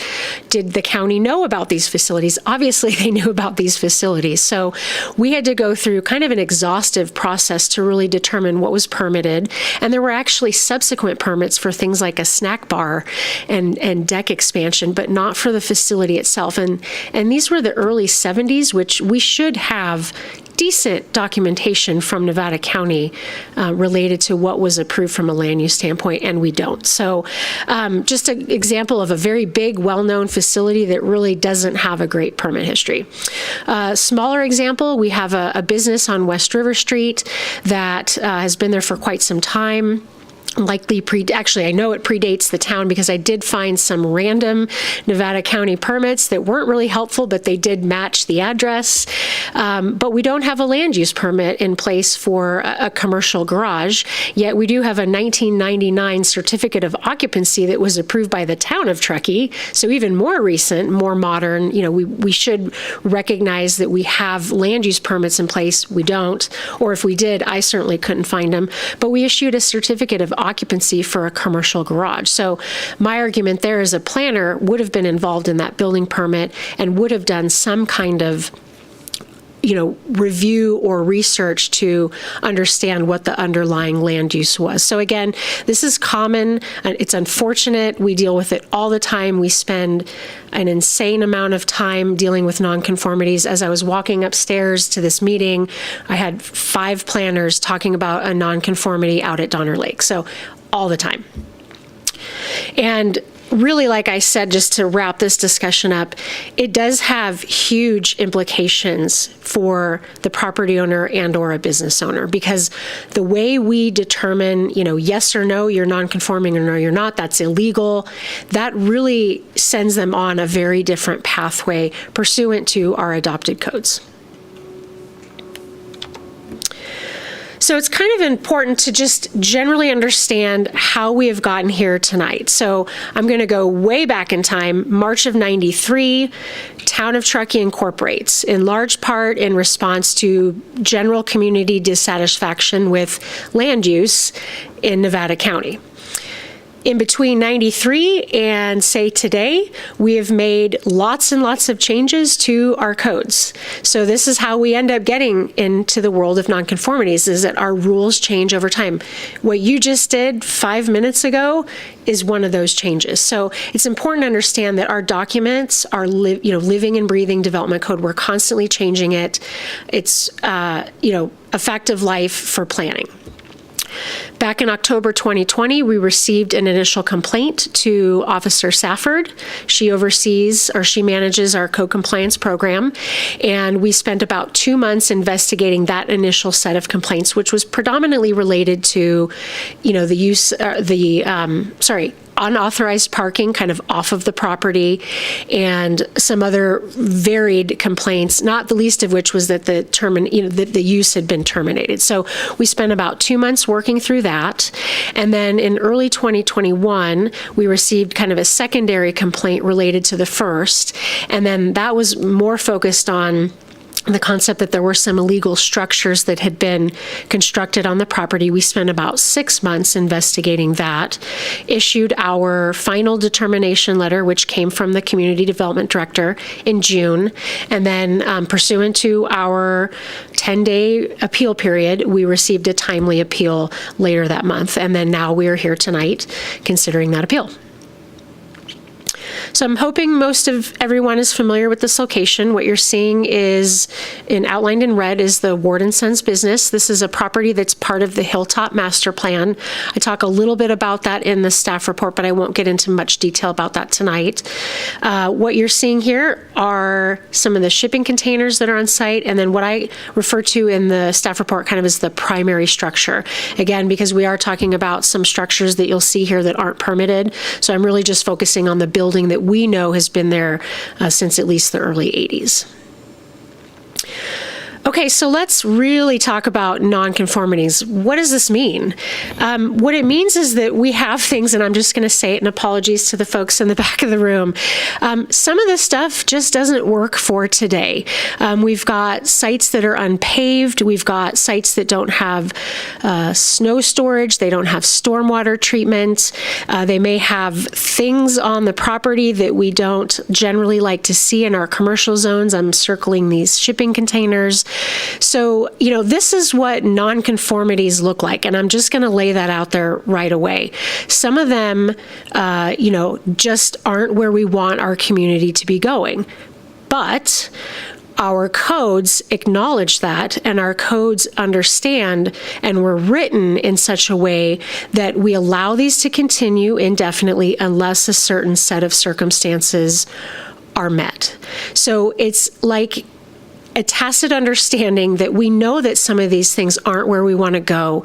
We allow them to occur, but we also understand that at some point they will go away. So I just want to get that out there right away. That is partly why this discussion can be so challenging, because you have a property owner that recognizes that this is not where we want our community to eventually get to, and they have raised that challenge today. Okay, so talking about the challenges, I've talked about this a lot in the staff report, so I'll go pretty quick. Truckee is old. We're really old. We were established in 1863, so we have lots of stuff in the town of Truckee that doesn't comply with our current regulations. We have buildings built over property lines. We've got all kinds of stuff. Like I said, we have incomplete permit histories. It's really common. It's unfortunate, but it's where we are, and we do our best to be fair and consistent. I'll talk a little bit about, there are, generally some inherent inequities in our world of nonconformities. What you see here are two very similar, or I would say identical, businesses in the town of Truckee that are conforming, that have spent, I would suspect, large sums of money to be in conformance. And then you've got a business here that is not in conformance, but is still able to operate within the town of Truckee. And again, that is allowed pursuant to our codes. It's also interesting to note that the Hilltop Master Plan deems both Cottonwood Restaurant and Ward & Sons to be non-conforming, but the way that they're treated are completely different. Cottonwood is non-conforming today, but once the infrastructure is installed within the Hilltop Master Plan, it's deemed conforming. The Ward and Sons business is not even an allowed use within the Hilltop Master Plan. So if Hilltop tomorrow were to magically redevelop, you would not see the Ward and Sons business within the Hilltop Master Plan because the use is fundamentally not allowed. So it's really important to understand both of these are deemed non-conforming, but the way they're treated is different. I mentioned in the staff report, it can be challenging to be consistent in this world because every single issue that comes before us, no two are alike. And we do our absolute best to be consistent, but occasionally there are calls that are made. We may rely on a piece of documentation that someone may not believe is valid, but we have gone through a process to determine that it is. So it can definitely be challenging. As I mentioned, we spend a lot of time dealing with these issues. And then, as I mentioned earlier, the rules you can argue, encourage the status quo. You can argue that they disincentivize redevelopment because if you do redevelopment, you have to bring everything up to code. And I think we all understand modern development is expensive. Stormwater, paving, good-looking buildings, all of that, none of that is necessarily cheap, especially today. Dave, I'm sure you can talk about that. Again, we also know that some of the environmental stewardship concepts that we know and love, like stormwater treatment, snow storage, et they can be lacking on some of these older properties. And that is something that we also understand is part of the way our ordinance where ordinance regulates nonconformities. And then lastly, as I just mentioned, rules change a lot. We change them all the time. So it's also something that gradually more and more uses and structures could become considered nonconforming. Okay, so I'm going to switch gears in kind of background on nonconformities and really get into the meat of what we're talking about tonight. This is a list of the general appellant arguments that they're making, and I'm just going to run through them. I probably won't even run through them. I'll leave that to Mr. Taylor to walk the commission through. These are outlined at length in my staff report, and then what I'm going to do is go through kind of each of their contentions and then kind of offer a staff response essentially to why we don't agree. For most of them, we don't agree. So I talk a lot about this in my staff report. They contend that the expansions, and I will say unauthorized expansions and or intensifications that have occurred on the site have terminated the right to continued operation pursuant to our chapter on nonconformities. We flat out disagree with this. We do not believe that the nonconforming uses have been terminated because, again, they haven't been discontinued and or destroyed, and those are the two ways that you get to loss of nonconforming status. So, again, I repeat that throughout my staff report, but I'll just say it again. Unpermitted expansions don't automatically result in termination, kind of reiterating that same point. That is not one of the pathways in the section on loss of nonconforming status that results in termination.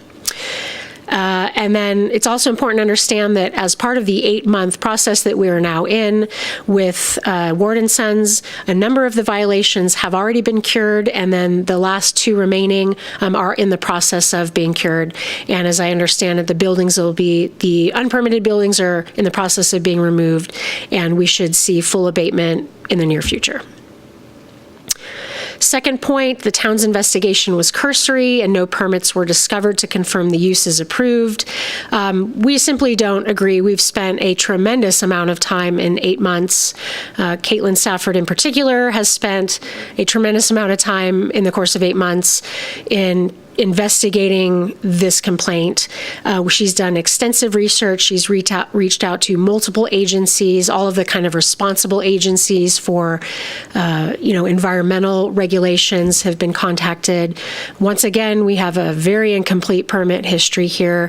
The 1999 memo that we included as part of your staff report really was a hinge point for us in reviewing that memo and actually finding the memo. It was very clear to us that this discussion has happened previously, albeit with different staff. None of us have been at the town since '99. But this question has already been raised and answered, and a prior staff made a determination that a boat repair business was permitted previously, that a vehicle repair or auto repair is a similar use, walked us through that process, essentially made the determination that the boat repair was non-conforming. So some of the text within that memo is outdated. It referred to codes that were in effect in 1999, which are no longer applicable. However, the determination in 99 was that the boat repair was non-conforming. So then what does that mean for us in 2021?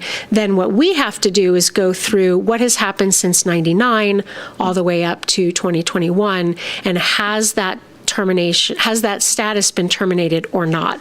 That's what we spent 8 months doing, and the conclusion that we came to is that it has not.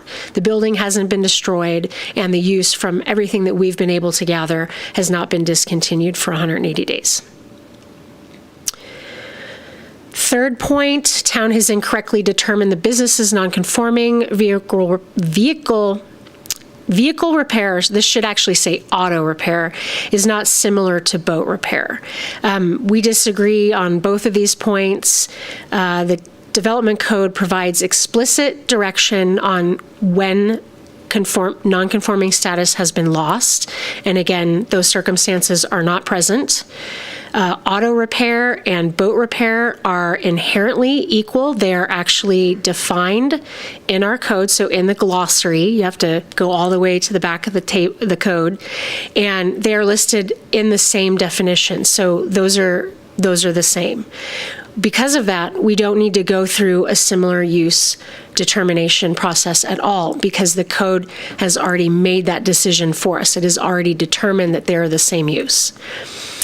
And then there was a point in their appeal letter that stated, it's inappropriate for us to reach out to the subject of the complaint.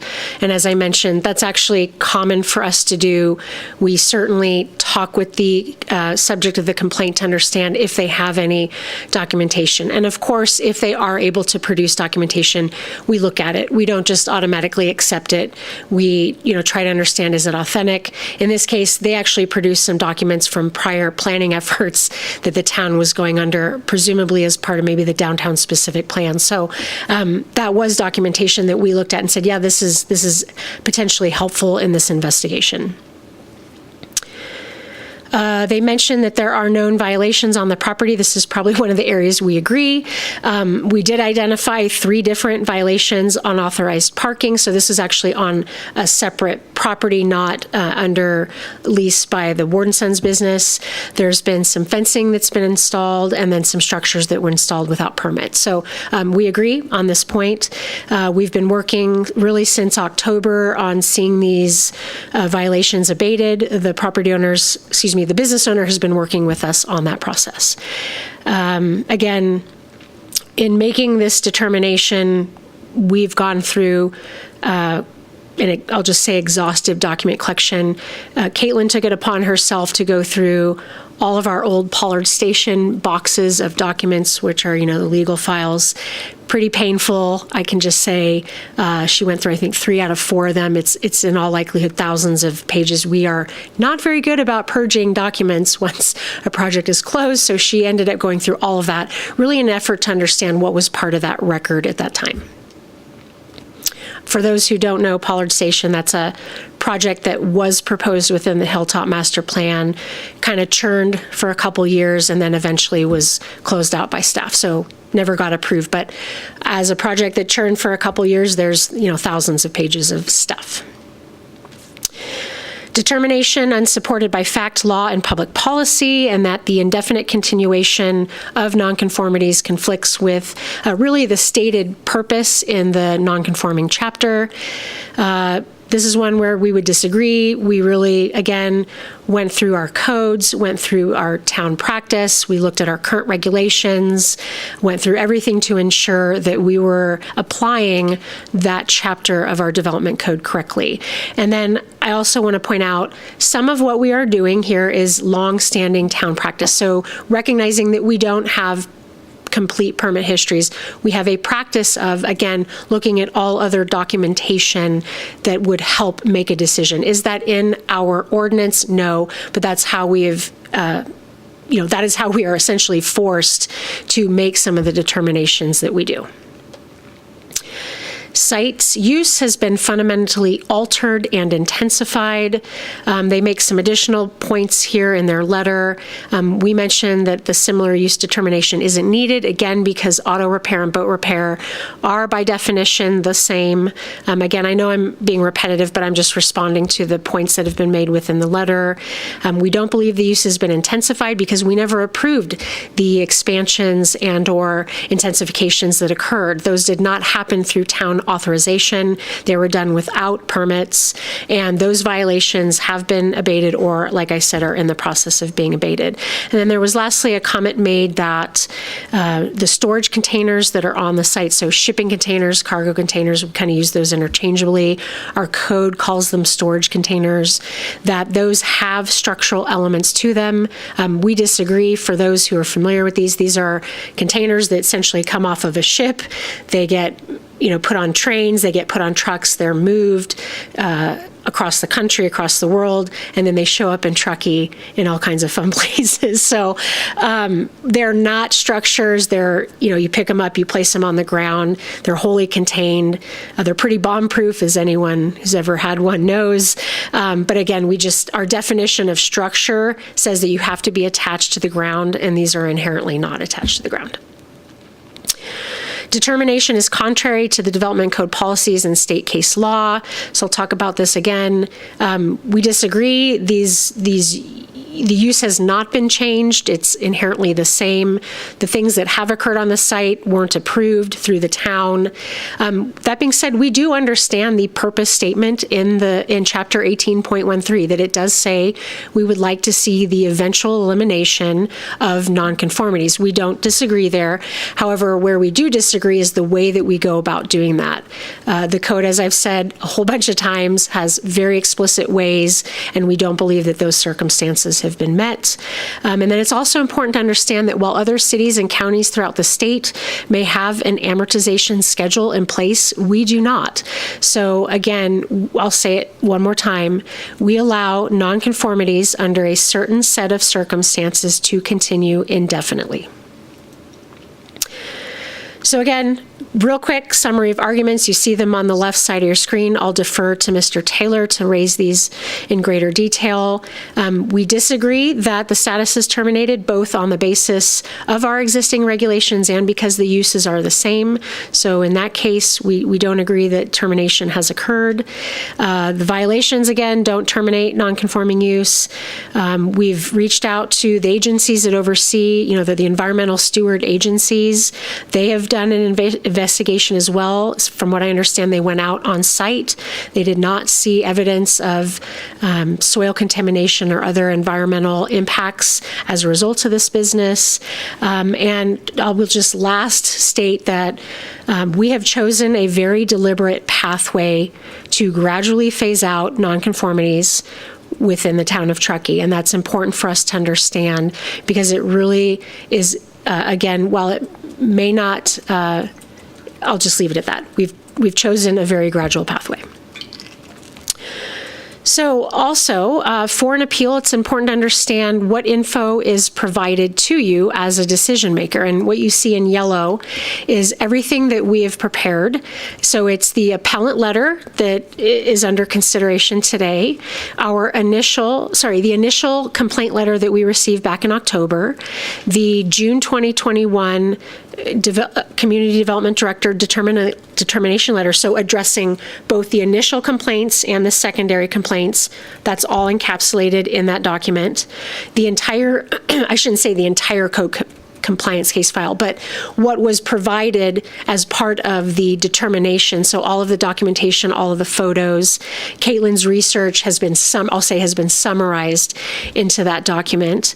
That's not normally public information, but we provided it today because it is essentially what we relied on in making our determination.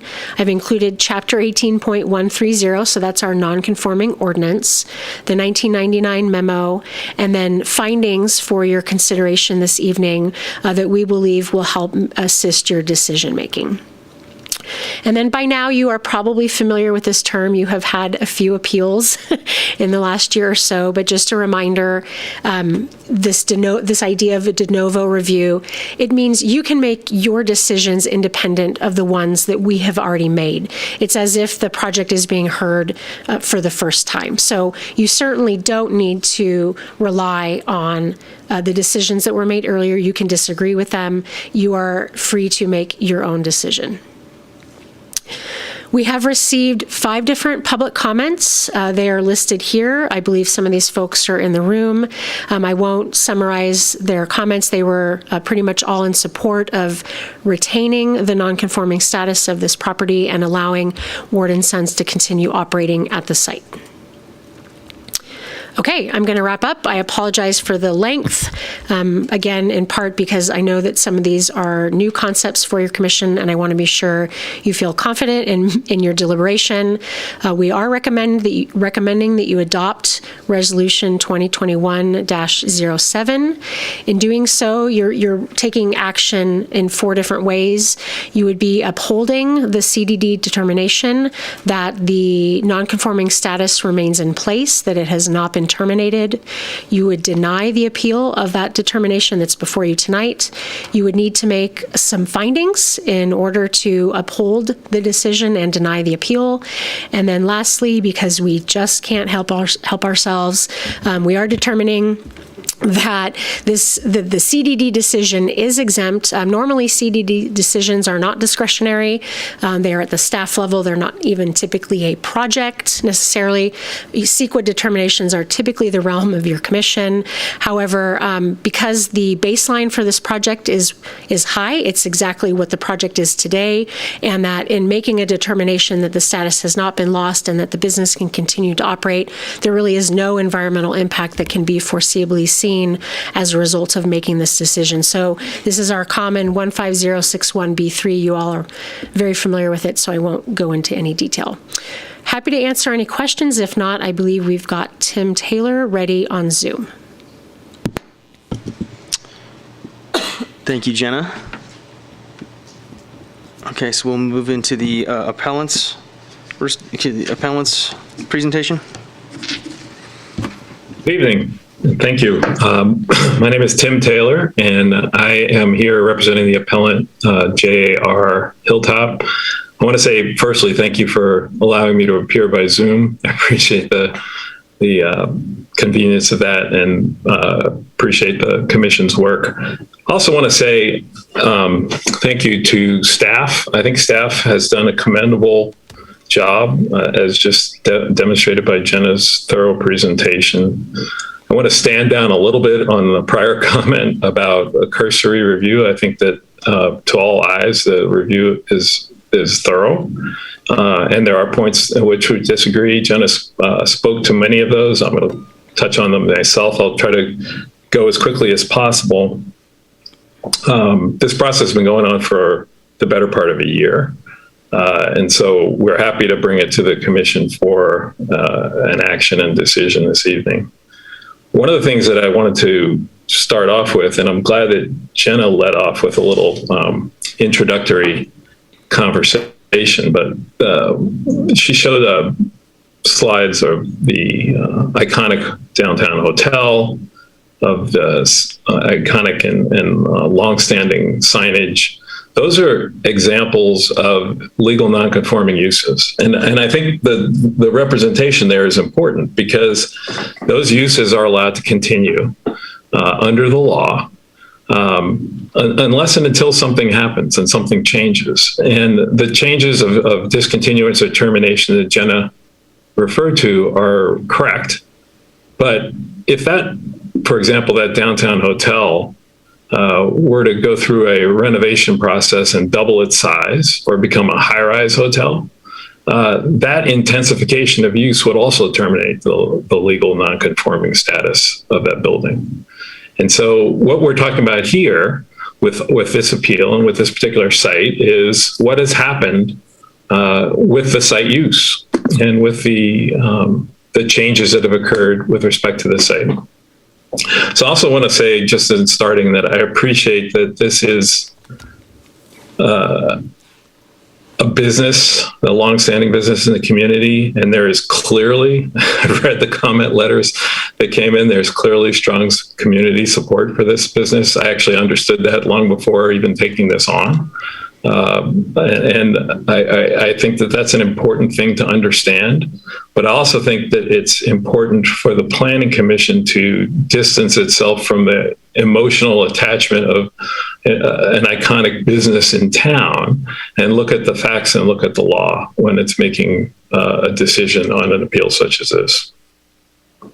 And I would hope that, the fact that my client, who has owned this property for some period of time, but who is an not a town resident, would be given, that's the same treatment that anyone would, regardless of where they reside, because the whole purpose behind the underlying purpose behind this area of law is to bring about change over time. And I think Jenna spoke to that. We can differ on when that trigger occurs and when that change it's time for that change.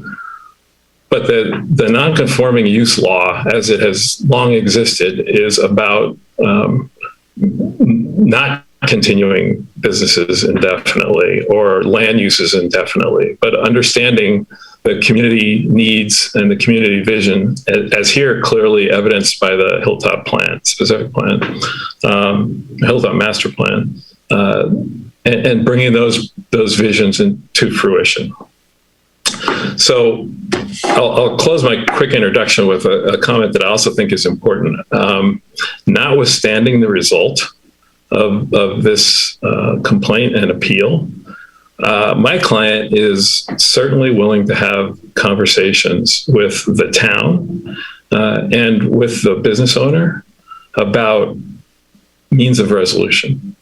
And it does no one any good to have longstanding battles over land use.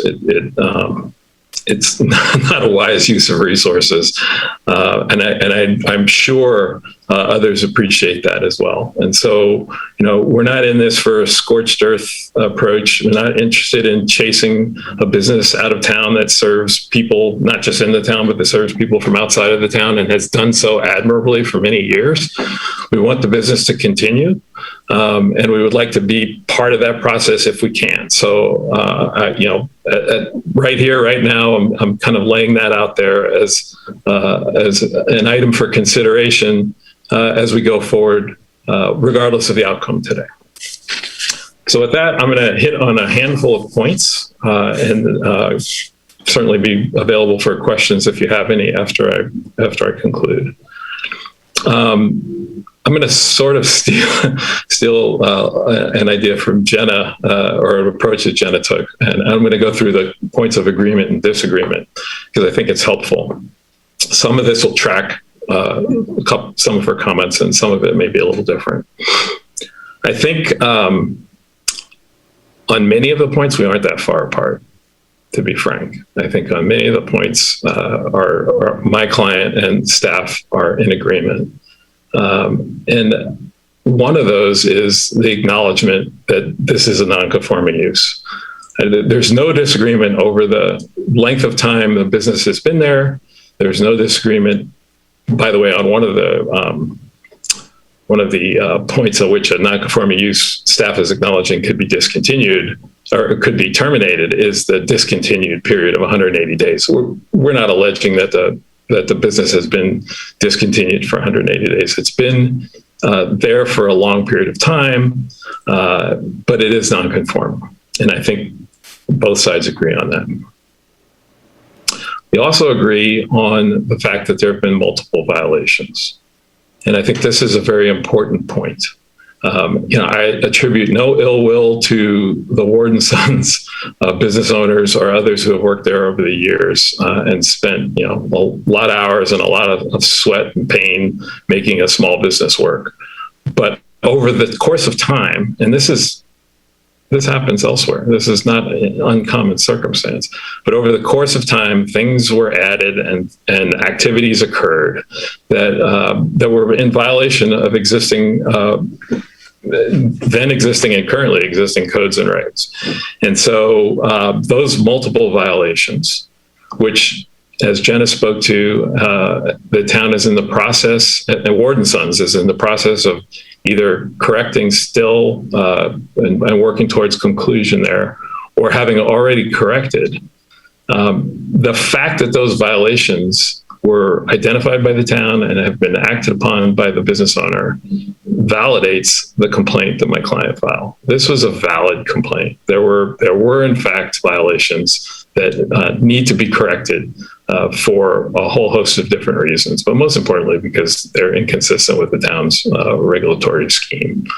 And so whether or not we get to the termination question, or the commission gets to the termination question and makes a decision one way or the other on that, the underlying complaint itself is and was valid at the time filed and remains so.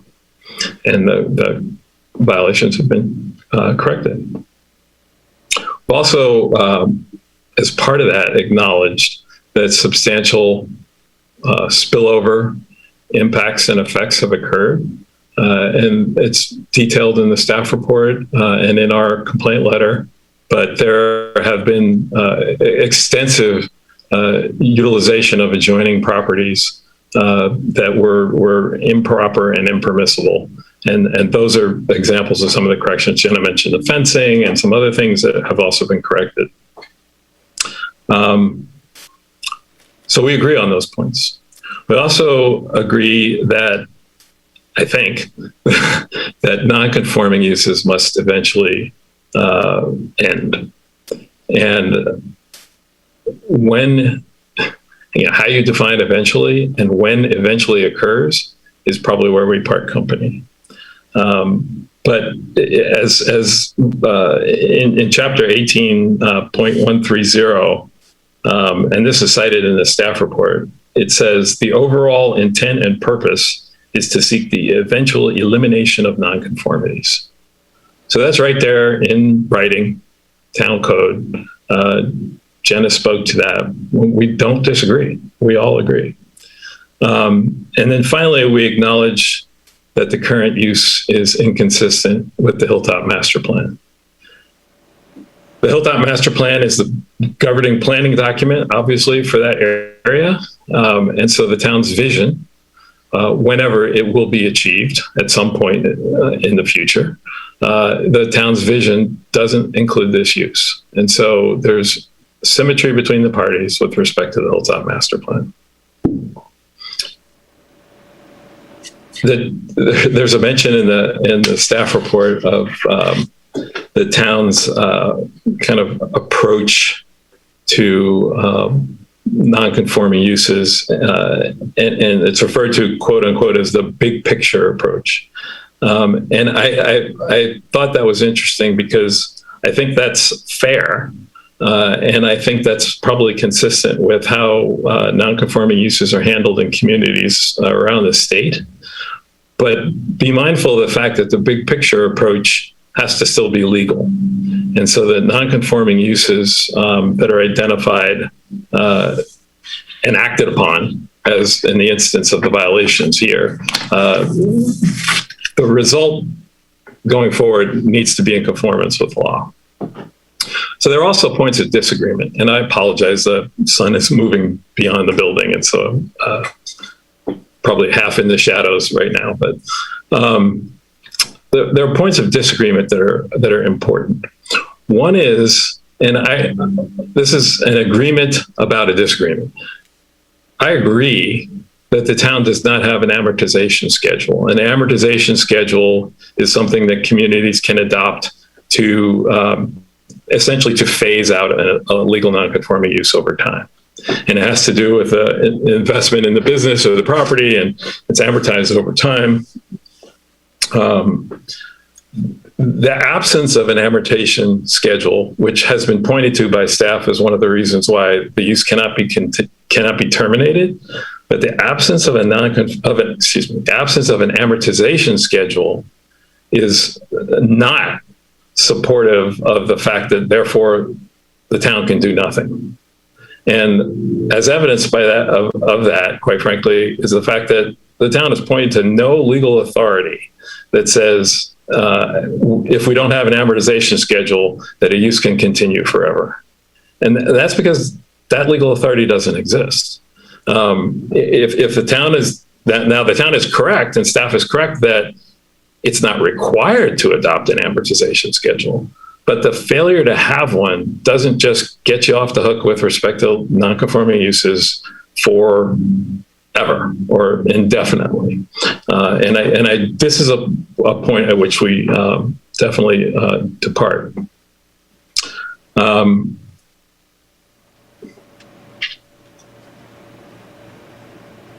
The other item I wanted to point you to is in the town, in that section 18.130.030. This is a section that is entitled non-conforming uses, and I'll just read the pertinent points. But non-conforming uses may be continued. May go on, subject to the following regulations. And Part B2 says specifically, and this is the only place it says this. So mind you, we're under a heading that says you can continue non-conforming uses if blank. And the blank is filled in subsection 2, non-conforming residential uses. Non-conforming residential uses may be continued without limitation by this section. And then it says if involuntarily damaged or destroyed, et cetera, what can be done.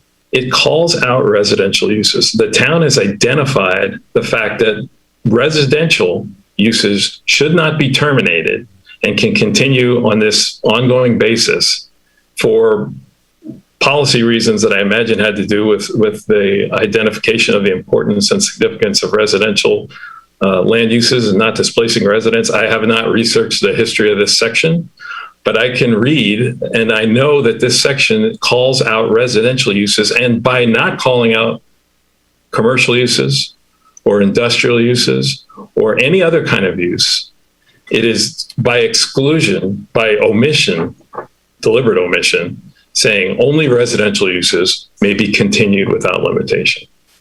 So the staff nowhere has the staff addressed that, because quite frankly, it's in the code. And if the town council at any point in time had desired for commercial uses to be continued without limitation, it would have said so and could still say so. That's always an amendment that can be made, but it's not there. Another point of disagreement is, and this is one of the more important ones, that the intensification or expansion of a use, of a non-conforming use, is not grounds for termination. So staff has presented why they feel that this is not an issue, and we feel differently. We feel that, and we have case law support I'm going to talk about in a minute, as to why the intensification of use is of a non-conforming use specifically is grounds for termination. Another point of disagreement is that there has not been a change in use, and Jenna spoke to this, from the boat repair to the auto shop. So we've detailed in our appeal why we believe that the boat repair, even though it is identified under automotive repair in that section that Jenna pointed to, but that those uses are not, that doesn't make those uses the identical. It just means they're both under a single category.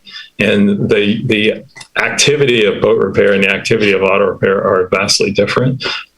But more importantly, what's missing from the conversation is staff has omitted part of that use, part of that prior use. The prior use was not just a boat repair facility. It was a boat repair and storage facility. and just lopping off storage and pretending that it doesn't that it did not previously exist is misleading, because a storage facility, particularly a boat storage facility on a relatively landlocked site, is longer term, just by nature and definition. You don't go and pick up your boat and move it out of storage every day. And you don't bring your boat into storage just for a short period of time. So there are activities and uses associated with a boat storage facility that are much more infrequent than the activities and uses that are associated with an auto repair facility, where people are coming and going constantly. And it's important to keep that business thriving. And I think this is a thriving business. That the turnover is vastly different from a storage facility. And when it went from boat repair and storage to auto repair, suddenly the long-term component of that site was gone. And the site was entirely then reliant upon more frequent turnover, simply for repair of automobiles. And so whether you equate, or as we do, separate the two types of uses, boat repair and auto repair, you cannot and should not ignore the fact that that site was previously used for a different use. And that different use is gone. So there has been a fundamental change in the land use on that site.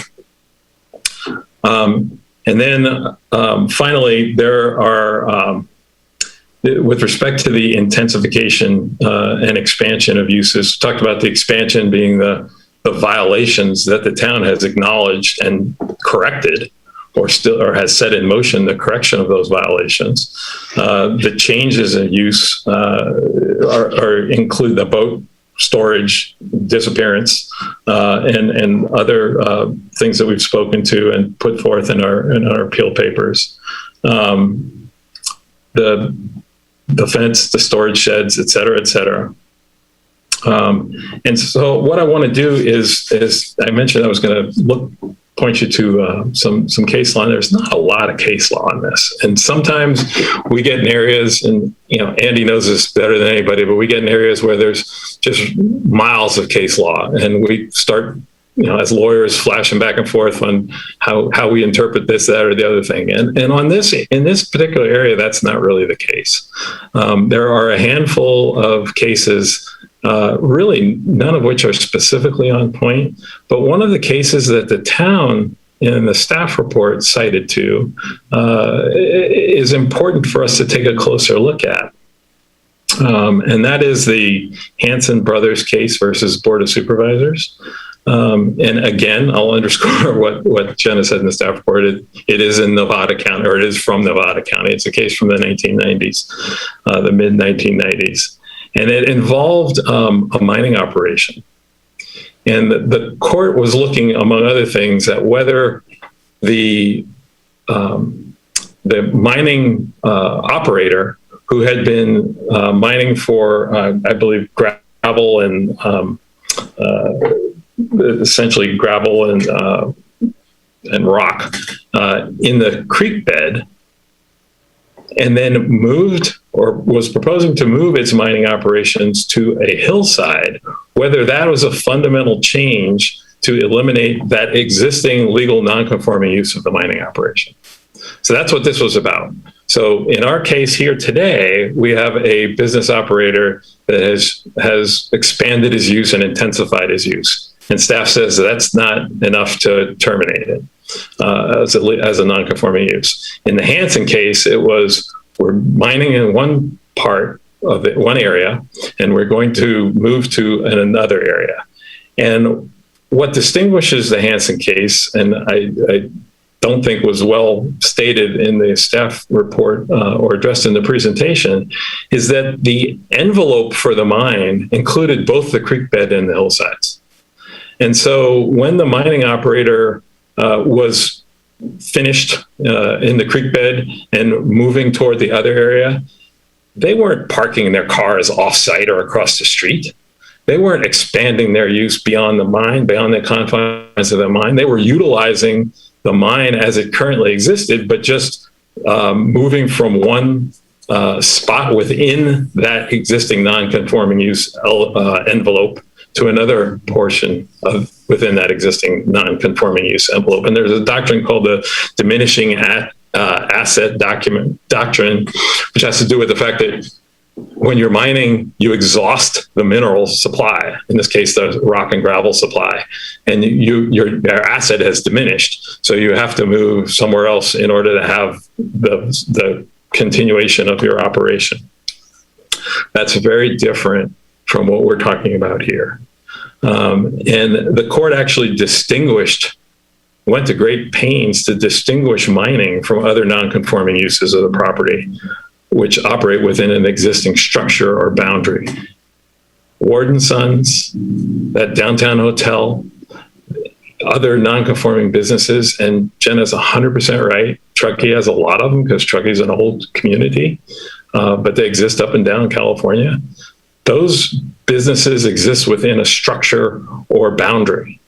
And the court drew a clear distinction between a mining operation and that type of operation. And when we talk about the violations that have occurred beyond the boundaries of the Ward & Sons structure or boundary, some of those violations are within the boundary, but beyond the structure, some of those violations are beyond the boundary. The Hansen court said that's a different ballgame. That's a different item. And I will, if you'll indulge me for just a few more seconds, I will read a passage from Hansen, which again, the staff report relies on in support of its position, and it actually undermines the staff's position. And by the way, this is a California Supreme Court case, so this is law of the land. The court says a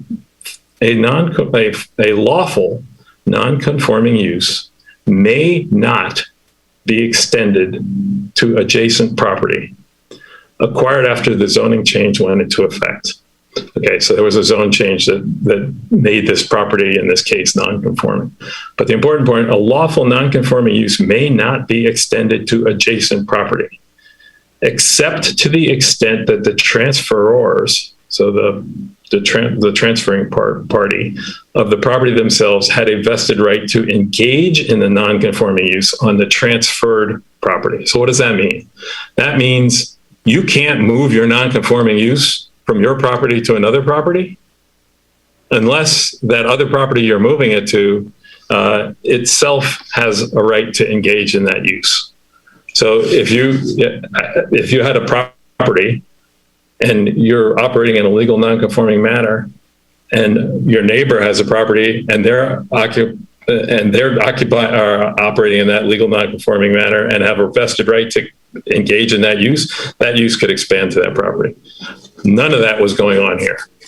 The violations that the town has rightly responded to in the complaint and acted upon were outside of any of the parameters of what the Supreme Court laid down. And then finally, the court says, of course is, you interpret that however you want, but of course, plaintiff's non-conforming use of the property in question cannot be expanded or extended to a separate parcel. End of sentence, that's the game. You cannot extend, under the Supreme Court law of the land in California, cannot extend a non-conforming use of property to expand or extend to a separate parcel. And that's exactly what we have here. And when we have that, irrespective of the fact that the town doesn't have an amortization schedule, and irrespective of the fact that the town believes, and I think genuinely believes, that a non-conforming use can continue indefinitely, the Supreme Court says it can't happen. And the Supreme Court says that what happened here is the end of the line for a non-conforming use, because it did exactly what the court said you can't do by expanding into another property. And so for all of these reasons, we feel that the complaint, which has been validated by the town's actions and response and the property owner's response, needs to result as a final action in the conclusion of this use on this site. It's not because anybody dislikes Ward & Sons. I have had nothing, and not just the letters that came in, but nothing but like high fives and applause for Ward & Sons that I've been hearing for years. And so, hats off to you all because you're doing a great business. But the law is clear here, and it's clearer than the presentation that we heard a little bit ago from staff. It is not an open door policy to continue non-conforming uses indefinitely. And I think I'm using an exact quote by using that term.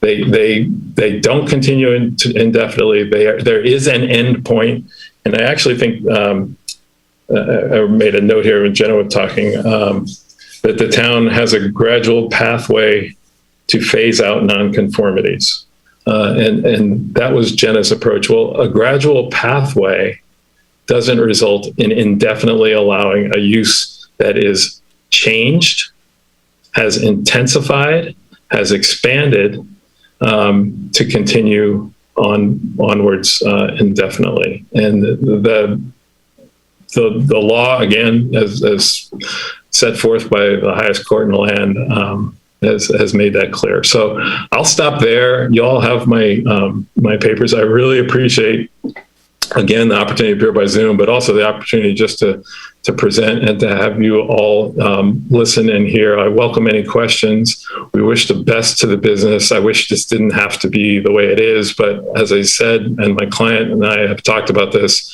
whatever we can do, and maybe it's just a little, maybe it's nothing at all, but maybe it's a little, or maybe it's a lot.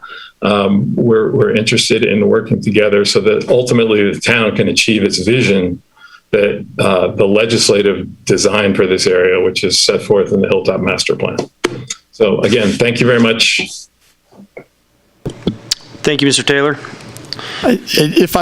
If you could indulge me, there are a few things that I might like to say. Mr. Taylor, I've dealt with Mr. Taylor for many years in many cities, and Tim is a very effective advocate for his clients. He's always very polished. But there are a few things that he missed or didn't maybe describe the way that I would describe them. So let's start with that California Supreme Court case, it is the case. He's right about that. And we dealt with that case in the staff report because he wrote it in his appeal. So he brought it up, and so we responded to it. And he's right. Tim's right that the Supreme Court has said that you can't expand or intensify a non-conforming use without losing its status as a non-conforming use. Completely correct. We just disagree about whether there has been an intensification or expansion of use. And in that same Supreme Court case, the court said that the gravel operation in question, just because they were mining more gravel, just because their volume of business had increased over the years, that didn't mean that they had expanded or intensified their use. And the court used another example, just plucked a hypothetical out of the air and said, if there was a grocery store that was a non-conforming use, and over the years, they just got more customers, and they were just doing more business, a higher volume of business, more customers, that also would not be an expansion or intensification of use. So, although we agree expansion and intensification are not things that are allowed, the California Supreme Court has said, just because you're doing more business doesn't mean that you've expanded or intensified. And Tim neglected that part of the opinion. There are a couple other things. It's true that, yes, if a business, I think we would agree that if Ward & Sons was still on the neighboring property, yeah, that would probably be an expansion or intensification of use, but they're not. They haven't been on the adjacent property since April, as far as we can tell. Yes, they did go over there, but they're not there now, and we don't expect they're ever going to be back on the adjacent property. So that Hanson Brothers case that Tim talked about, it doesn't say that a temporary violation, temporarily stepping over into the adjacent property, means that you've forever lost your non-conforming use status. It just doesn't address that fact scenario. So that's what we have here. Yes, they went over the line. Now they've come back, and they're not over the line anymore, and we don't think they will be. That was another point that Tim didn't quite mention. And Tim also said that the town can't allow uses to continue indefinitely if they're non-conforming. We don't. The code says that they have to be discontinued if they're destroyed or discontinued. The non-conforming use doesn't last forever, doesn't last indefinitely. It only is allowed to continue as long as it's not destroyed or discontinued. So our code doesn't say quite what Tim says it says. And the lack of a legal requirement, there's nothing in the law that says we have to have an amortization schedule. And so what that means is we don't have to just pick a date and tell people they have to shut down. We could, but we never have, and we're not required to. So staff's position is that because we don't have to have an amortization schedule, and we don't, and the business hasn't been discontinued, and it hasn't been destroyed, it hasn't lost its status as a non-conforming use. And Tim did talk about that one section of our municipal code, the development code, that talks about residential uses being able to continue indefinitely.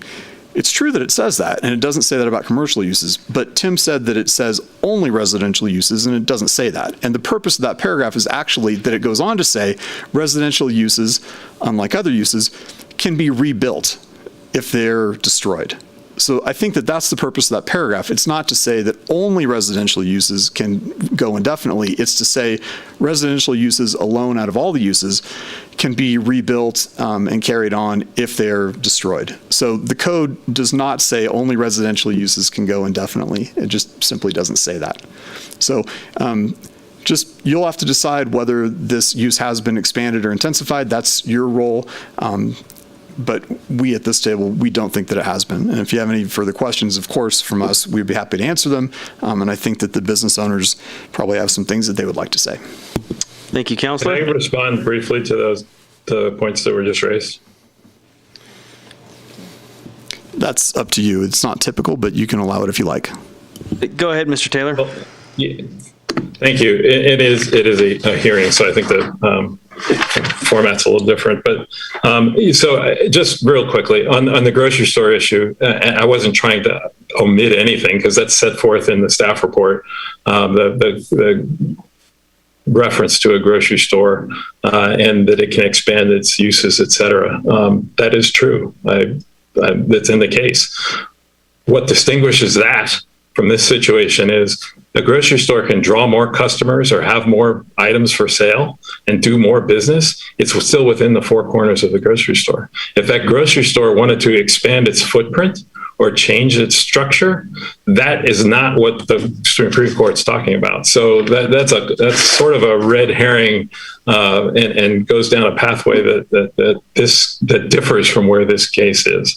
On the Ward and Sons has not been on the neighboring property since April. Agreed.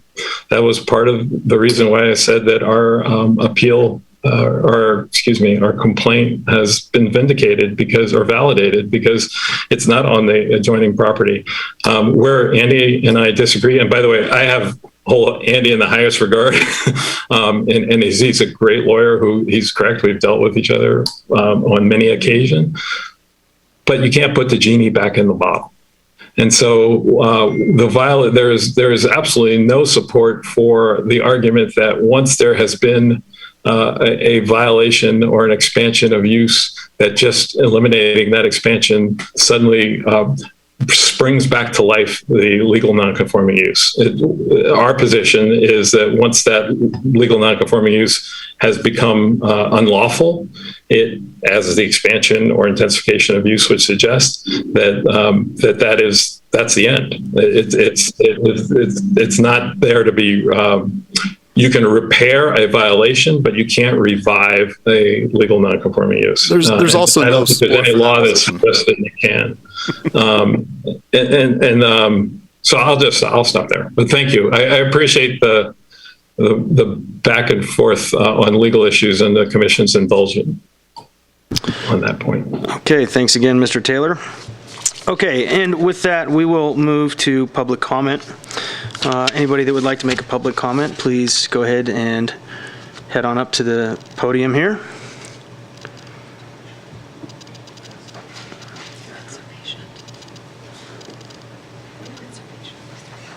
I know, right?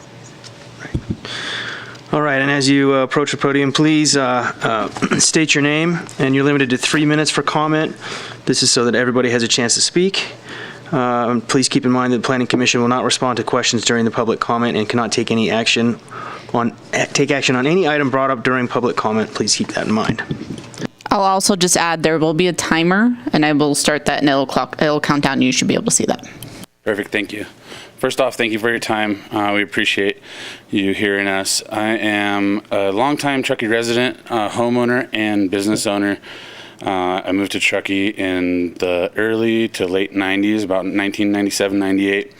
And as long as I've been here, I've known that there's been a shop, an auto shop or some type of auto repair shop at Ward & Sons since the very first time I ever knew.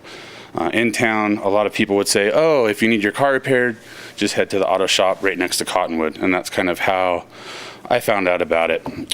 Just real quick, this is kind of coincidental, but I just brought a picture on Saturday, I was at the Ponderosa Truckee Golf Course, and it's our local golf course. And on the very first hole is an advertisement for Ward & Sons. These advertisements can probably go anywhere on the golf course, but the very first thing you see, whether you're from out of town or you're a Truckee resident, so when you come to our local golf course, is the Ward & Sons advertisement. So that's just showing what a critical piece they are kind of to our city, our town, and how long they've been here. I just wanted to thank the planning manager and the community development director for their decision on everything that's taken place so far. Ward & Sons has been in business for almost 2 decades, and I have friends, business partners that will drive all the way from Reno, all the way from Auburn to come and get their car done. And the reason a car worked on, and the reason that they do that is because Ward & Sons provides a fair, honest, affordable rate in Truckee. And not everywhere can you find an affordable, honest mechanic. Luckily, we have one in our own backyard. And since I've known them, whether it is you take your car in there or whatever they need, they're always there for you, and they really are an integral part of our Truckee's fabric. Just quickly, a couple other points that I noticed as just this has been going on. I did a quick search of the APN for Ward & Sons in the county of Nevada, and I did notice that there were 2 permits pulled from 1992 and 1989, both identifying that the property obviously has been there. The 1989 code was for electrical compliance, and it was approved by the county of Nevada. I just kind of wanted to mention that and put that out there. In addition to that, the building is a historic building. It is recognized in the town of Truckee as a historic building. And when the master town plan for the Hilltop Community Plan was put together, they went through all of the properties that was historic, but Ward & Sons was left off of that for some reason during those notes for that. Lastly, Ward & Sons is a Category B contributory historic building. These buildings contribute significantly to the historic character downtown area. They're eligible for listing in the National Register of Historic Places, and I just wanted to note that. Thank you. Can we get your name for the record? Yes. My name is Brandon Lesher. Thank you, Brandon.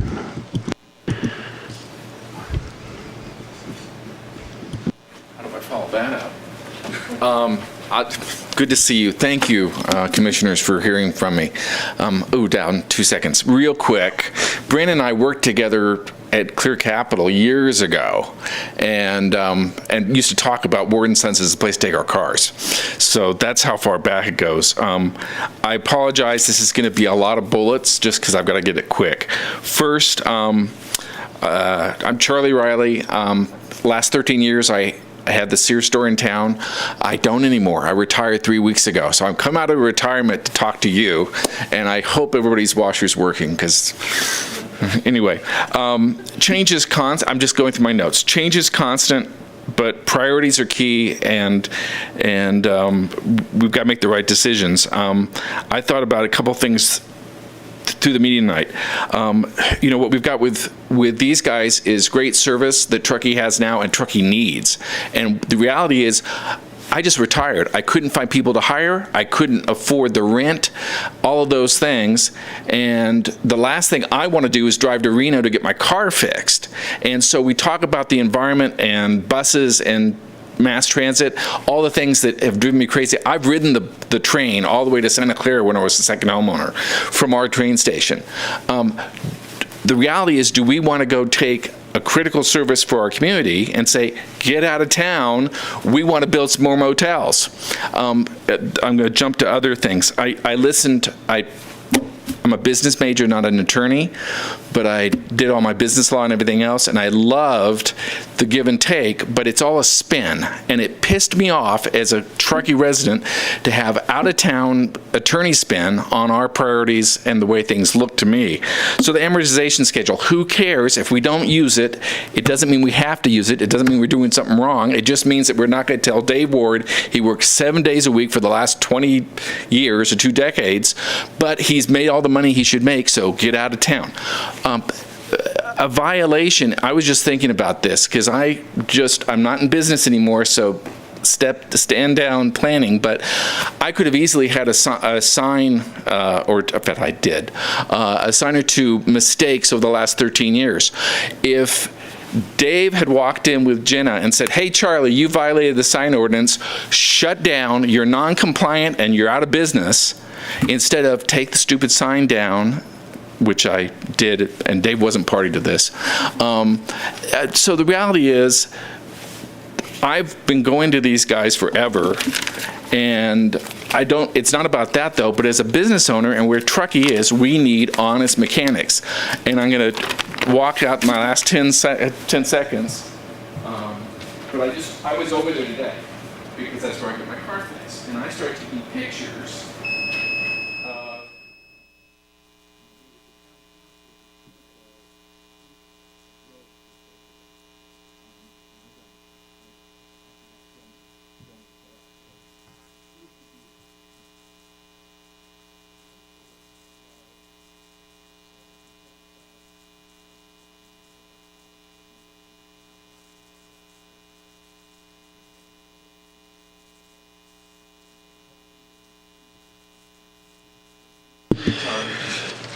Thank you, Charlie. Congratulations on your retirement.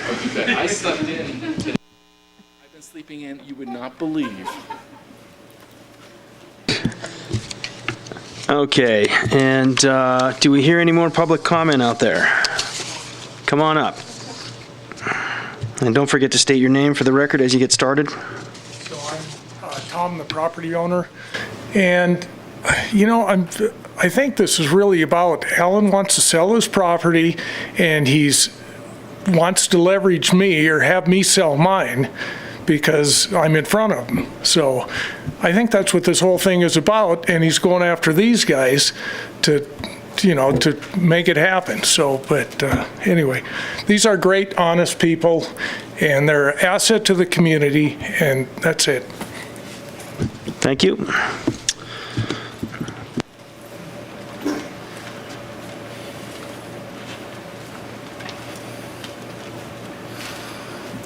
Dave Ward, owner of the business. I wanted to thank everybody here, especially Caitlin, all your hard work and deliberation. Thank you. Thank you, Mr. Ward. Okie doke. That looks like that's it for public comment. So. Can I have one quick thing, or are you gone? Can I not go? Yeah, you've already used your 3 minutes. Yeah, thank you very much, Brandon. We'll close public comment, and then we'll give Mr. Taylor an opportunity to respond to any public comment if he chooses to. Yeah, sorry. A video going here. Yeah, thank you. Real briefly. Listen, I tried to be clear, and I apologize if I wasn't. There is absolutely no intent, desire, or underlying message about chasing a valued business out of town. It may not be the right site any longer. It was for a long time. But as I said, we will throw in behind making sure that the business doesn't get chased out of town. So just as to close the door on that comment, that's not what we're here for at all. And so, we're interested in Truckee, and that doesn't benefit Truckee to lose a long-time business. And then with respect to the last comment, not Mr. Ward's, but the prior comment before that, this is not about leveraging, it's about enforcing the law. And yes, we have disagreements on interpretation of that law and how it should be applied. But at the end of the day, any resident, property owner, or other individual has really the right and opportunity to stand up for their community. And my client is a landowner in that community, and the community has decided where this property should go. That the community vision has been etched, and that's what we're here for. And so I'll stop with that. And again, I appreciate the opportunity to present. Okay, thank you, Mr. Taylor. Staff, do you care to respond to any of the public comments? I will just say, I appreciate all the public comments. I appreciate Tim's comments as well. But just to remind the commission what you're considering, it's really a question narrowly focused of has this business lost its status? So as much as I appreciate Warden Sons as a member of the community, and as much as it's helpful to have businesses like that here, you can't really think about that. That's not part of your deliberations. That can't be part of your findings. So when you're thinking about what you think the answer is, please don't frame it that way. You're really thinking about, has the narrow question, has this business lost its non-conforming status? So with all the sympathy in the world for the business owners and the property owner and everybody else, I would encourage you to stay focused on what the actual finding is that you need to be considering, and the findings that you need to make. That's all. Thank you, Counselor. Commissioners, we've been at it for 90 minutes. We good to keep going, or do we need a short recess? Okay, we'll take a 5-minute recess. It is 8:25. We'll reconvene at 8:30.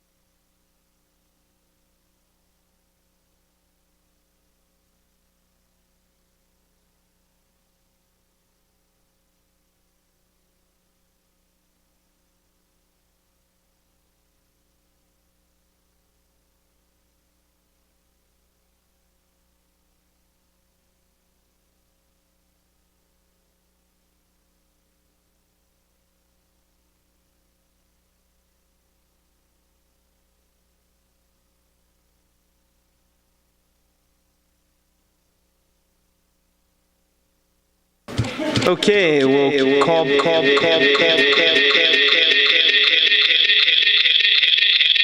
Seem to be having some audio technical. Okay. All right. We'll reconvene this July 20th, 2021 Planning Commission meeting, and we will be moving into commission deliberation. As we move into commission deliberation, I would think that this is going to be, just for curiosity's sake, let's do a quick little straw poll on how we're feeling on this. Did we want to do any questions first? That is a Or great. is that not part of this? Well, that's a good point. Since we haven't done something like this, so do we want to do clarifying question? Commission questions and deliberations. Yeah, commission questions and deliberations. Thank you. I think it would be appropriate to go through the process of clarification before doing our straw poll. Yes, I agree. Yeah. Okay. So, Commissioner Riley, would you like to start with clarifying questions? Yeah, sure, thanks. My first question for staff kind of ties to what Jenna mentioned about towns chosen a gradual pathway to bring properties into conformity. And my question is there a vetting process that the town enacts to decide, who can maintain this status and who can't? Like, is that something that the staff has established?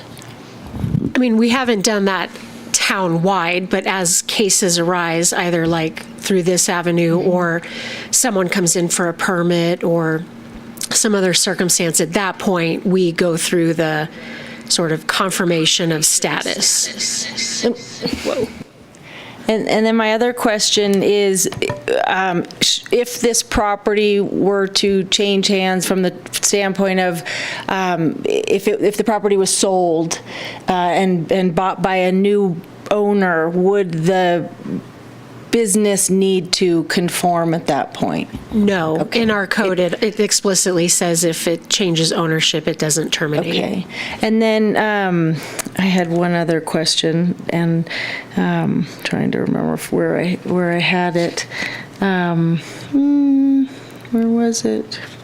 I kind of have a bunch of different notes all over the place. Let's see.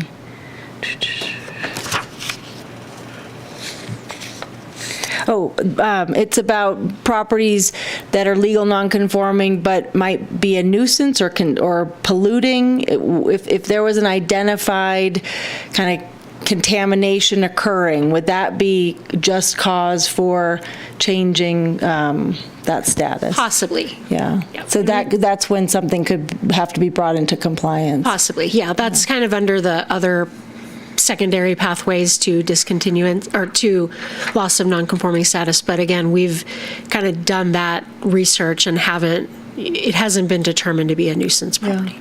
And then I have one last question, and it's for Andy, and I could be totally off base here, but what kind of comes to my mind is, would this be considered arbitrary and capricious? Well, if the commission were to say, we deny the appeal because we don't like the appellant, that would be arbitrary and capricious. Or if you say we're going to grant the appeal because we don't like the business owner, that would be arbitrary and capricious. I mean, arbitrary and capricious is simply a standard that means that you're doing something without having any justification for it, no foundation for it, no paying attention to the findings or the standards. You're just sort of freelancing it. And so I guess because I read the development code to be quite clear. I mean, there is this allowance. It says discourage. It doesn't say forbid. So I think that's where I kind of see this discrepancy between staff's position and Mr. Taylor's position of, well, there is ground to stand on regarding the town's position. Yeah, I mean, if you think that the town's position is consistent with the code, I mean, that's a perfectly valid basis for reaching a decision. Okay, thank you. I don't have any more questions. Thank you, Commissioner Riley. Commissioner Miller? Thank you, Commissioner Riley, for asking the property transfer sale question. That's a good one. How would the town go about bringing forth changes to the process of determining legal nonconforming status? I assume that's something that would go to council or the development code. How does that work?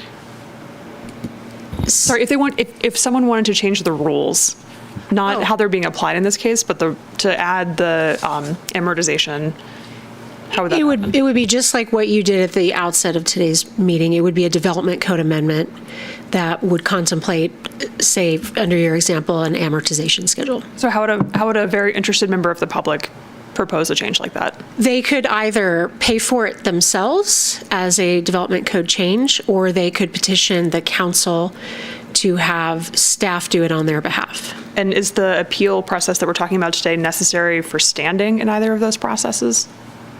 No. No.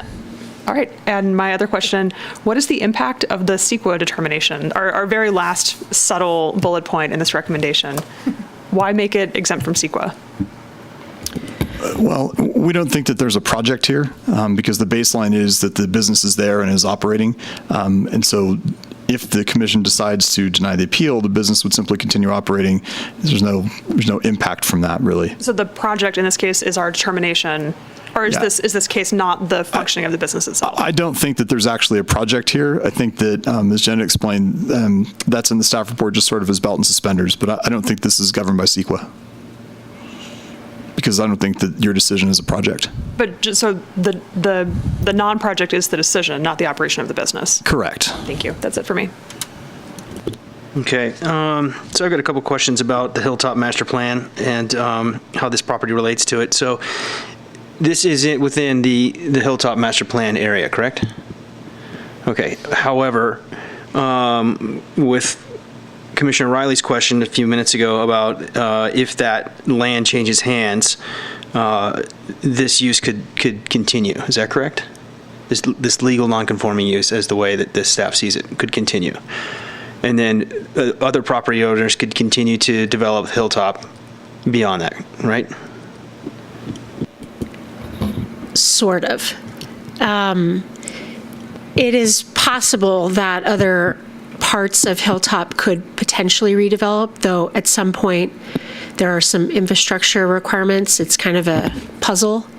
And at some point, a roundabout's going to get triggered. The trail we're actually doing now. So there might be some limited opportunities, but it was envisioned back in 2008 as a comprehensive redevelopment site that involves multiple properties under different ownership. Okay, and where would the roundabout go?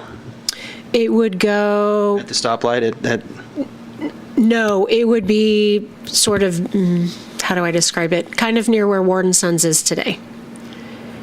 There would be a roundabout that would provide access into, it would be between kind of Ward & Sons and where the vacant parcel is, that to the south, east.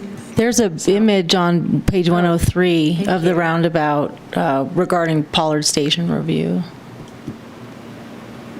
Okay, so then that, and then... sort of right in here. Sort of, wrong screen, sorry. It's kind of right in here. Got it. The final location hasn't been concrete, but it's not here. It's further up the road.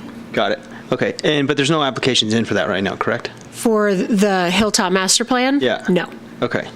And there was a comment in, I think, your presentation, Jenna, that said that the Cottonwood is currently non-conforming, but would be conforming once the infrastructure is done. Can you just speak to that a little bit?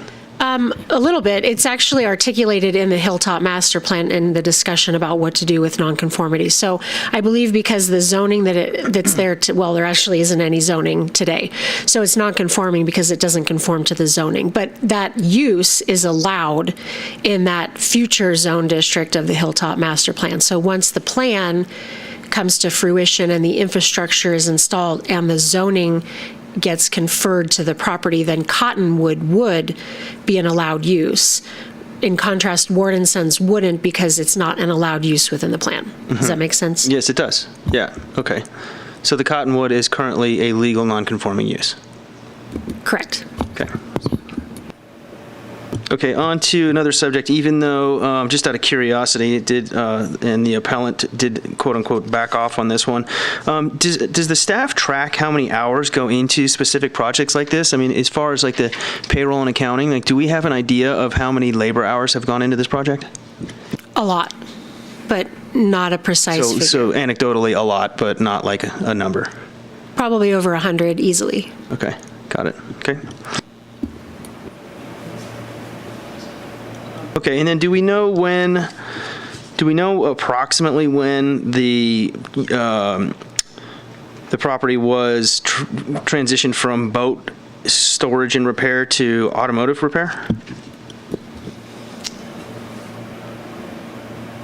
One second.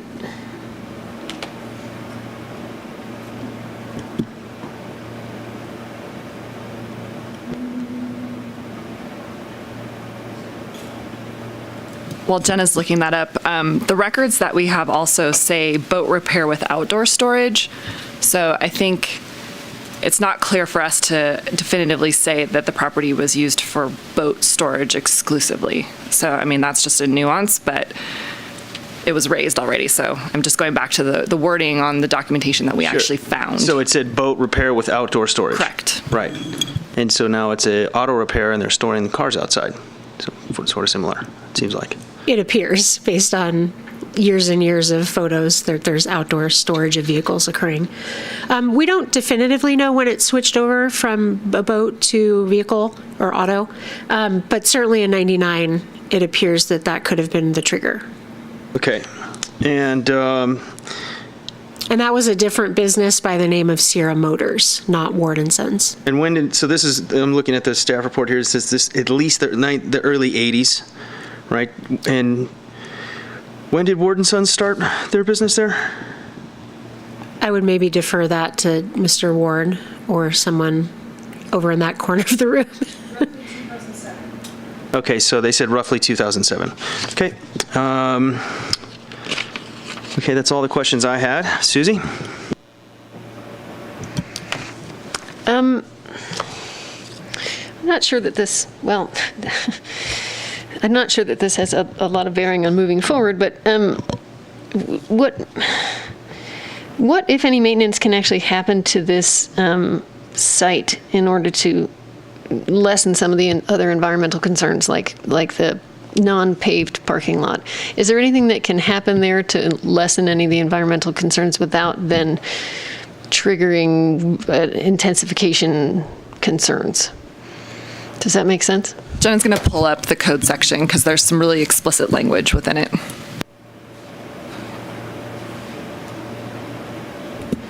Okay. So under the definition normal repair and maintenance, it includes site. You can fix up or replace on site fences and or walls, landscaping, including the planting of new ground cover, shrubs and trees, paving or repaving and striping, spelled wrong, of parking and circulation areas or service facilities, drainage, irrigation components, and utility service connections, though that assumes that those are in place currently, which we would have to make that determination because I think we know some of these aren't there. You can fix up the structure, exterior doors, siding, or windows, or roof, service connections, or sewer water system. You can put in replacement materials, so essentially kind of a like-for-like replacement. You can exterior paint, stucco, or texture coating. And then it also talks about new construction that's not included. Normal repair and maintenance does not include new on-site construction, additions to existing structure, or grading and paving for a new or expanded parking area on previously vacant land. So kind of what I had just said. Oh, great. Yeah, I have that here. Okay. So possibly they could re-gravel it looks like there was gravel before, or we don't know. I think it's safe to say it may have had some gravel, but certainly only a small portion appears to be paved just from our photos. The rest is just likely really compacted dirt. Okay. And then that was my other question was, I think already sort of answered. You said if the Hilltop Master Plan is built out, this use, it would then be sort of terminated, even though it wouldn't meet either of the two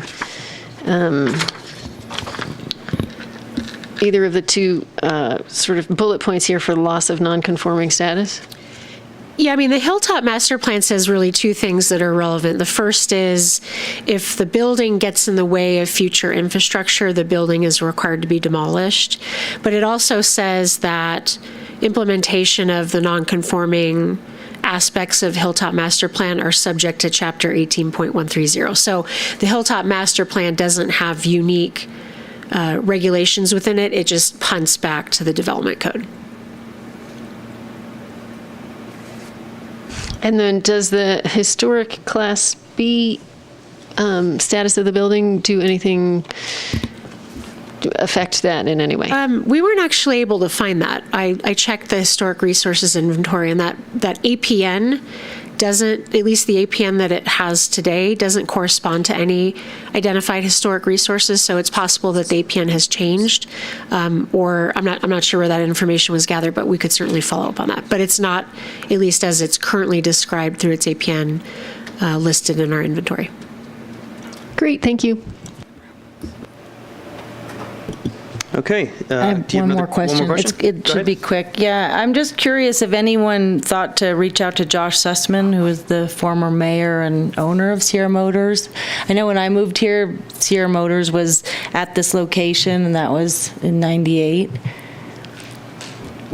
I did not reach out to Josh. Yeah, he seems like it seems like it would be a good resource just because he was running the business back then and might have some anecdotal information. But yeah. Our code Josh Sussman, our code compliance officer, is in the room. Caitlin, did you reach out to Mr. Sussman? I did. I emailed him and he said he was loved, but he never got back to me. Okay. So she's smarter than I am.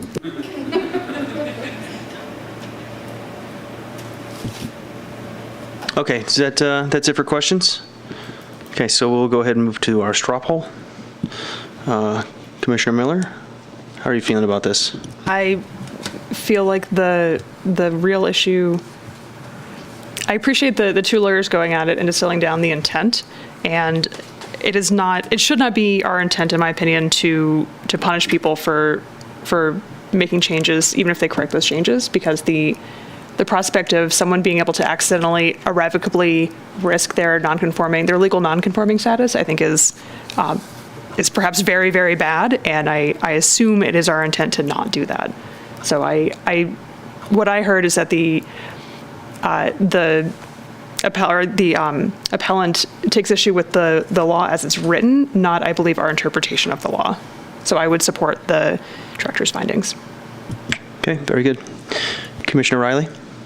can you repeat the last part, Ruth? I didn't hear what you said. So I support the director's findings. I would propose adopting this resolution as proposed. Okay. I'm in agreement. I think we can make the findings to support this decision. I feel like the language in the development code is clear, even though it doesn't say you must, or in terms of the continuation of nonconformity. So I'm in support as well of CDD. Thank you, Commissioner Riley. Vice Chair Tarnay, how do you feel about this issue? I also would uphold the CDD determination. There's a very short section on loss of non-conforming status and an accidental using of someone else's property was not in there. Okay, well, I feel like we have consensus, and so without having to dig deeper on this, I would entertain a motion if somebody wanted to make one. Okay, I make a motion to adopt Resolution 2021-07, upholding the CDD determination on status, denying appeal of CDD I'm going through the whole thing. We're upholding the CDD determination on status. I'm not reading the other things. Is that correct? Yeah. You can, or you don't have to read it. I think the other one, it said deny, okay, I misread that. I thought it was like the different choices. No, those are the actions that you're Would you like me to read through it? Okay. You can just say adopt resolution. Okay, adopt resolution 2021-07. Second. Okay, Krista, can we have a roll call vote, please? Chair Gove. Yes. Vice Chair Tarnay. Yes. Commissioner Miller. Yes. Commissioner Riley. Yes. Okay, the motion passes. And the appeal period ends when? I believe it is July 30th. Let me go back. And while Friday, Jen is Ju- looking that up, I am going to reach out to Tim and just kind of work through whatever he thinks his client is willing to do. I mean, he reiterated several times his client wants to help, and I'm going to call him and we'll see what we can do. Sounds great. Thanks, Counselor. Friday, July 30th by 5 p.m. Okay, very good. All right, and we'll move on to, looks like item 9.1 is upcoming commission meetings and agenda. Jenna, do you have an update for us? Yes, sir. You're stuck with me again. We definitely have one item for sure on your August agenda. That'll be a discussion of a Tahoe Donner facility and updating some permits for the sled hill and a snowmaking operation. Very good. And that's it, Jenna? Yep. All righty. Let's move into commission member reports. Susie, what have you been up to?